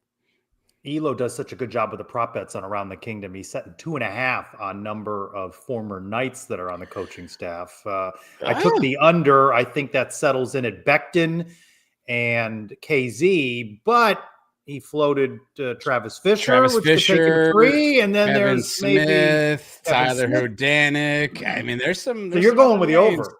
I'm going with the over. I think you see one. You think more. that's good to have all those guys? It depends on the coaches. Like, listen, I think, Darl Mack said earlier, KZ's obviously got some experience coaching, although he doesn't have that on his resume. I would like some veteran presence. You think of a guy like Kevin Smith. He's been coaching for a long time. He started with UCF in 2015, stayed with Frost in 16, was at FAU with Lane Kiffin, followed to Mississippi, came back to Miami, went back to Mississippi. So he's had some opportunities to coach there. Tyler Hodanik's been the O-line coach at the Cows for like 2 seasons. I don't really like anything that's been with the Cows, though. So I don't want to do reunion tour stuff here. I want coaches that can actually coach. And I thought Shaquem gave really good voice, even though that's not the question I asked him. He still answered it, which was a lot of people are calling saying, how do I get involved? And he was saying, look, there needs to be the right staff here. So hopefully, Scott Frost is taking that same approach with some of the returning guys coming back and who he wants to put on staff. And I am Rob6719. You want Chinander back? Elo made a case for him, right? The other night. I need to know my other options. I feel like there's other options available. But again, if you're getting, a staff back together and you want to build a culture, you want people you trust. Obviously, Frost has worked with Chinander a long time. His Boise defense isn't terrible. His Nebraska defenses were serviceable at times. So I don't know. Like, I wouldn't hate it, but I'm not over here. I'm not going to print the shirts or anything like that. Might you expect an announcement of a defensive coordinator Friday? So we had I hope so. KZ one day. We had the offensive coordinator another day. They broke ground today. Maybe Friday sets up as the defensive. I hope so, Trey. I know what Frost said about like maybe a staff isn't as important. And I've coached 0 football games at college football level, so I don't know this for a fact. But I feel like it really is, because who's out recruiting these guys? Who's out looking at tape for all these position codes? Like, Frost can't look at all positions on the field and make offers for everybody. At some point, you need some hands on deck in that room looking at your current roster and who's in the portal. And so I feel like you need the coaches to either understand who I need to go get or who I need to retain. And if you're bringing a coach in, again, let me just throw a name just for fun. You bring in a Kevin Smith in. Are there players that Kevin Smith wants to bring with him, right? So I think you need to settle that in order to get your roster settled, because every day I keep seeing more and more Knights in the portal. I don't see more and more people coming to UCF. And so I'm not a math major. My math SAT was terrible. We were talking SAT earlier with Brian Peterson. My math score was not great, but losing more people than you're getting can't be a good thing. And now part 2 from Brian. No. Things that have changed since the last time Brian was on the show. Let's roll that video. At Knights with a 1-7 eye there on Blue Sky. Any news on John Walker? We haven't been talking about. He's still on the roster, right? We believe one of the few guys still on the roster. From what I understand, I don't know a health update, but I understand that he's expected to be back, and that would be a key piece to build around in 2025 if he's back? Expect is the key word. I don't know who's expected back. I don't know who's not going to. I mean, I think that's still up for grabs. The portal's open for another, I think, 2 weeks at this point. I know a lot of people are solid that he'll be here, and I hope he stays. But at this point in this day and age of college football, to borrow a Gus phrase, nothing shocks me. So I'm not going to be surprised by anything. What was your grade of the Gus presser being introduced as offensive coordinator? I thought some of the questions. I don't think he got many difficult questions. Right? He didn't get asked. He didn't really talk much at all about UCF. It was all a bygone era. By the way, the bingo. He didn't say Jolly did a great job. High school coach. It was what was it? An old ball coach, or what was it? What was he said? He didn't say high school though, did he? He did not. He's an old football coach. Jason Johnson did commit to USC California this evening. That one hurts. Would have liked him back. Yeah. No? Okay. Look, I think Gus is Gus. I think I said that it gave me a bit of Stockholm syndrome because it was like the same platitudes and the same conversations. And I remember being that guy watching that presser in 2020 and be like, "Yeah, this is our guy. We're gonna go fast, yeah." And then realizing like, oh. But I distinctly remember the social media fights that we were having as UCF fans with Auburn fans who were like, yeah, good luck with all that. And we were like, oh, he's great. You guys just don't know what you had and your boosters suck. And here we are 4 years later being like, our bad. We were wrong. And so I kind of feel that way for Florida State now. All the fans who were like, oh, we got this offense and this guy, this genius. And that's the same thing I felt in 2021. And here we are with Scott Frost. So. What's your sense of the Nebraska fan base's comments throughout the week that you've picked up on? Yeah, I've had some really nice comments relative to Frost and some of the stuff we posted around. Sucks it didn't work for him here. We're wishing for him. Wished he could have done better. I can't hate the guy, but he didn't work out here. But best of luck to him. But you're not seeing the trashing him. You guys are going to fail just as you can find it. Look, you can find it if you really want to see it. I haven't seen a ton of it. I've seen a comment here and there about like, let's happy hour and let's make sure we want to. Yeah, do there's this. some of that. Yeah. But I've seen a lot of people saying like it sucks it didn't work out here. We wanted to. I actually saw somebody quote a comment that said something like, "I'm glad UCF loves him more than we could," or something along those lines. And so I think it's mixed reaction. You're going to have those fans who are going to hate him forever because, there's an article on MikeFarrellSports.com today from our writer who is a Nebraska fan who basically said, I can never forgive him for basically not committing as seriously to Nebraska as he should have. This is our lifeblood here. This is what we do. We need a coach who is as invested as we are, and that Scott Frost wasn't alleging this writer. So there's some people I think who are never going to be happy. But I've seen a bunch of people who are wishing him well in his new journey. At Scott 88513, do you think the basketball team has a chance to make the tournament this year? Yeah, I do. Yeah, why not? I mean, what the heck? Yeah, let's go for it. I mean, I think there's a lot of fun with this team. I think there's a lot of offense. I think, you got to figure out how to work Jalen Sellers back in. You got to keep Mustafa Cham out of foul trouble. That's going to be tricky. And you've got to slow these. You got to rather speed up these slow starts. Like UCF starts off really slow, and after a while, you're not going to come back from some of these. In the Big 12, being down, 13-2 to start a game, you don't want to put yourself in holes like that. And you can do that against Tarleton State and maybe come back, but against Kansas and Kansas State and Baylor, I'm not sure you can start on a 15-2 deficit and get your way back in games. So they've got to figure out a way to start faster and keep themselves in games early on. Yeah, Mr. Matt Dolan asking if I've still looking for a new hobby. I got to tell you, I was at an energy low there towards the end of the football season with the travel and all of that, and I just was saying, I just can't imagine doing all these shows and all these pressers and doing a whole another year of Gus Malzahn, and I just wasn't getting into the booms and all these things. I just wasn't feeling. I mean, I wasn't quitting like UCF Mike. But whoa! Well, he's back on the bandwagon along with 12 other new podcasts this week. They're all out of the woodwork. Hey, trust the people that have been there through the thick and the thin. Long live Golden, retired their shows, but I was just at an energy low, right? You no, you're not. Listen, we off the air after we would finish recording, there are more than a few times that you would say to me, "How are we going to do this for 4 more months? What are we going to do for 4 more months of Gus?" Like, and there was again. That's why I said earlier the unification of the fan base with Frost hire has been tremendous because there were. I mean, there were cracks all over the place that could have easily splintered and gotten worse. And things got a little bit better. And so not long live the vibes. We're going to be off for a couple of weeks doing some holiday stuff, but it's not because we don't want to talk. It's more because we have stuff to do, which is a whole different ball of wax. Are we allowed to take off as they keep hiring coaches? Who's we? I mean, I don't know who we. Can anyone run this thing while we're gone? I mean, what can we do here? I'd like to see it. Clay's raising his hand in the green. Clay's in charge? I can't edge one. Did the Suns pay overtime? Because I'm sure you worked it this week. We've never been on as much as we've been. Credit to you and all of you for tuning in. An hour and a half for a brunch with the Suns on Sunday. We followed the Scott Frost press conference and introduction with another hour and a half show in the evening. And you and Mike got together for a 2-hour show on Monday. We had Pegasus Podcast Live, Around the Kingdom Live, Up All Night Live. And now we end the week with Suns Live. And this was something Trace had talked about, and we looked at it this way, right? Like when there's a major news story in the country, whatever it is, right? You turn on your local news every night or your national news, and you get the coverage of that story. And that doesn't exist for UCF today, unfortunately, right? And that's not anybody's fault. But when you want to talk coaching staff, you want to know what's going on, you want to get updates. That lane isn't here just for UCF right now. And so if we could fill that void for the last 2 weeks doing some shows, that was kind of our, what we want to do. And we've asked everyone involved to follow us along and support us. And in this time when there's a lot to talk about, we want to be there for everybody else. And so that's kind of the thought process when there's something major breaking.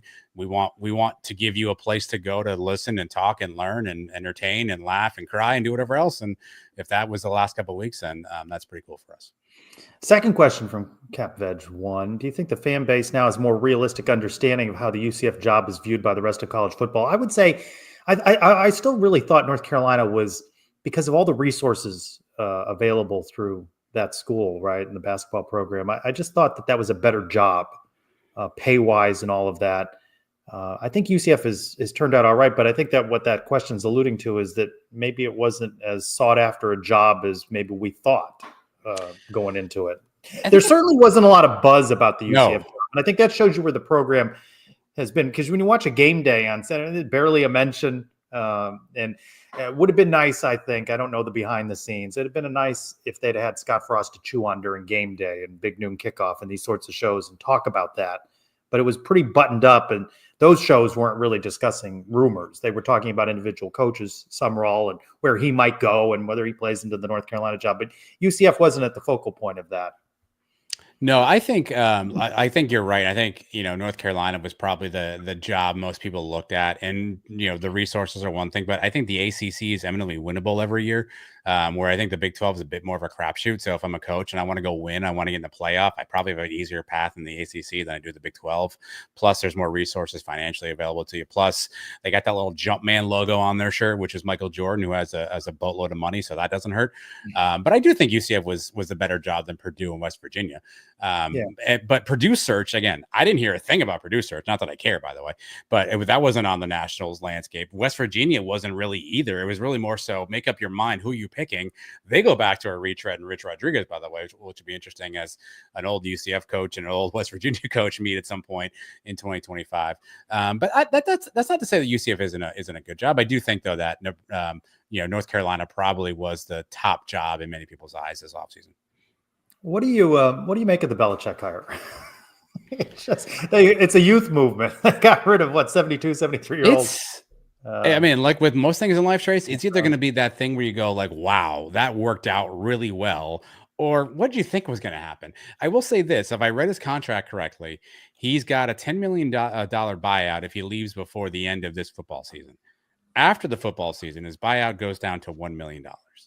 So I think there's a bit of an escape hatch for Belichick to get back. People are saying he doesn't like the NFL anymore, and the guy's 15 wins away from breaking the all-time wins record. You can't tell me that somebody who's been in the league that long doesn't have an itch for that. Now, you can make all the jokes you want about his girlfriend being in college these days, and I get it, and it's all fun and whatnot. Is she a sophomore or a junior? Is it? I think she get free tuition there. And so you can make all the jokes you want, but I got to imagine at some point an NFL spot's going to. But where is he going to go this year? He went with the Bears, Jaguars, the Saints. He doesn't like. You the think Jets. He's successful? You think? Boy, those press conferences are going to be something else. If you cover North Carolina, when he's grabbed for that interview right before the halftime when the coach is running, that's gonna be brutal. And we've kind of seen this before, though. Like I'm sure, like at first it's going to be great. I'm being coached by the best coach ever, but I mean, Bill Belichick ran off some grown ass men. Like some 19-year-old kids are going to be able to kind of withstand some of Do that. these kids resonate with him? I think they just see the rings and know he's the GOAT, and they're okay with that. I But I mean, there were grown defensive tackles he made cry leaving the team, like who were 38 years old. I mean, either he's got to soften himself, or we're on to Wake Forest. I don't know, but it's going to be really interesting to watch. It'll be in the balance again. That graphic of him and Scott Frost, September 20th, 2025, in the balance house. I would have sworn you would like. I was just we were being like trolled. that somebody was pulling some sort of. I was in like the Truman Show, and someone was just punking me on that one. Are we announcing a new show on the Suns universe here from DFOC 23? Starting a podcast. Yeah. Did you see that comment there? No, I didn't. Central Florida Golden Knights of Pegasus podcast. Yeah, no, I didn't know if he was ready to do that tonight. I know Falk's really involved in a lot of different things. I wasn't sure if he was ready to come out yet and announce his new show, but excited to see him on Saturday nights at 10 p.m. on the live. You got to go live. You got to go live. Yes. All right. Thanks everybody for your mailbag questions. Adam, what's in the box this I'm glad week? you asked. Any questions left? You're going to refill that over the holiday season? We do need to get to this. By the way, Charlie Hustle promo code TEN1215. It's the holidays, friends. You want to get yourself and maybe your loved one some gear there. So go to Charlie Hustle. And there's only 2 left here, Trace. Love a good rummage, though. Dreading this. You are. I dropped that on the ground. That should have been a little more subtle. Ooh, all right. Trace Trelko. I'm really not going to like it. What is the last sporting event that made you cry? Oh, here we go. Wasn't I asked about crying a couple weeks ago? It was about I don't know. Were you? This is a movie. Cubs winning the World Series. 2016. Wow. Yeah. Okay. I got a little emotional about that. For me, it was the KZ injury. Well, yes. Yeah. Well, yeah, I think of that as more an individual moment than the game per se. But Baylor game was a good one, Brian. I don't know if I was crying at that one. It was the KZ injury. I think were you in the stadium? I was watching at home. No, I was watching it at home. Yeah. I was in the press box for that one. I've never felt so sick. And everything that surrounded that, and the way they do the collegiate press conferences post game, they have you in the tunnel. Yeah. There at the Buccaneers Stadium, and there was a swarm of media around Coach Heupel, and the whole thing was because you didn't know, and we didn't know it was as bad. We knew it was bad. We didn't know it was as bad as we would learn, but to cheer on KZ, and I think back to interviewing him when he had a big longboard, and he showed up to a presser for media day, and he was the afterthought in that whole media scrum, and to see his growth and development. I mean, the whole thing has gone full circle now, right? To seeing where he is on staff. Never felt more sick at a moment watching a game than that. It's a good one by Michael. I didn't see that live, but I remember watching the video of D. Gordon hitting that home run after Jose Fernandez died. That was a touching one. We had Darl Mack on. That's actually an interesting question. I think that next game against Memphis in the championship game, I think that's another one that you kind of teared up at some point in time. And just seeing what UCF accomplished. I think those are. I don't know that I cried after the Duke UCF basketball game. I remember just laying on my living room floor, like, I cannot believe that just happened. Like, I didn't move for a solid 10 minutes. But I watched that on an airplane, and we arrived at the gate in the final play, and I just slumped down in my seat. I wasn't moved to tears. I wasn't moved, but that was one where I didn't move for a while after that. Yeah, that's a good question. All right, that was not an embarrassing question like you normally. See, look at that. What do you mean normally ask me? What's on the box, Trace? What are you worried about? Before we sign out, I've got some holiday jokes for you. Oh, good. Oh, good. Since you've already had the Brian W. Peterson 6-minute report. Okay. All right. Hold on a second. Let me get some sounds ready. Yeah. I thought, by the way, that the top 5 was I thought there was going to be more humor. And I thought maybe there was going to be some jokes in that a little bit more. That was a very serious. Brian's he did a lot of research. He did a lot of facts. SAT scores were involved, degrees conferred. He listed out the presidents of shocking, of course. So yeah, there's a lot of research involved there. Adam, what do you call an obnoxious reindeer? Clay Pasco. Rude. That's a winner. It's a winner. How does the snow globe feel this year? All shaken up. A little shaken. There's just 3. I'm limiting this. Knock, knock. Who is there, Trace? Holly. Holly who? Holidays are here again. Adam. No. I don't know how many of these I can hit in a row. No, that's 3. I'm just giving you 3. Okay. Well, one more because that was that bad. No, that's it. I've only got 3. It's been an entertaining week, a very big transformation in the fan base, and we are glad that so many of you have tuned in to watch the live shows. As you said earlier, it's a communal thing for us. It's a great interaction with Night Nation, and we're really appreciative that everybody has hopped on board, subscribed to the channel, subscribed to the newsletter, been on the website, and supported us throughout the year as well. Yeah, it's crazy. I mean, I don't know that we ever thought this was kind of where things would land, but it's again, it's fun to be a part of this, and these are the fun times when there's good stuff to talk about and people are excited, and so we're excited to be a part of it, and we're not going anywhere. So we're the only UCF podcast not going anywhere. Yeah, I couldn't. Here every week. Now we will change things up a little bit. We're still working through what the holidays are going to look like, right? Christmas and New Year's Day fall on Wednesdays, and Christmas Eve, New Year's Eve fall on Tuesday. So we're not quite sure what we're going to do for all of that just yet. No, we're not. And we'll figure that out probably the day before we decide to do something. But well, I'm going to help you a little bit. I'm going to be off. You're not going to be here. I know. I've submitted that PTO request. For sure that helps me, actually. But no, we'll figure it out. But again, we'll listen, there's enough content out there now. If you need something, go to the YouTube channel, go to the website. Hey, check out the Mario Verduzco interview, and who else from the Frost? Yeah, so I put this in the newsletter. Did you get the newsletter this week? Because if you did, you saw I had Sean Beckton, I had Ryan Held, former running back coach, and I had Mario Verduzco, obviously former quarterback coach. Their interviews are logged in there as well. So there's a lot of stuff you can get out to. I didn't put that on screen, so that was Clay. So somebody check out All Night. That's back again. It's third time's the charm for Clay on this one. Are we doing more Up All Night lives? Is that a thing? Clay says yes. I hope so. A thumbs up. I thought they brought good energy to that show, and I love the hot takes and how they reacted to them. So, what was your hot take on that show? Well, I didn't. So this is funny. Clay, he'll know this. He sent me a text and just said, "Hey, what's your hottest UCF take?" And I was like, "That I want to share." And he was like, "You have ones that you don't want to share?" And I said, "Maybe." And I think I went with Gus Malzahn set this program back 2 to 3 years. And then I think I said going 4-8 was the best thing that happened to UCF this year. That is, you really believe that's your hot take? You believe it set the program back? I think we're no different place than we were. I mean, I'm not great at math, but 50-plus players are leaving the roster, right? I mean, a lot of folks left because of the coaching change. A lot of folks left because of what was happening in the staff.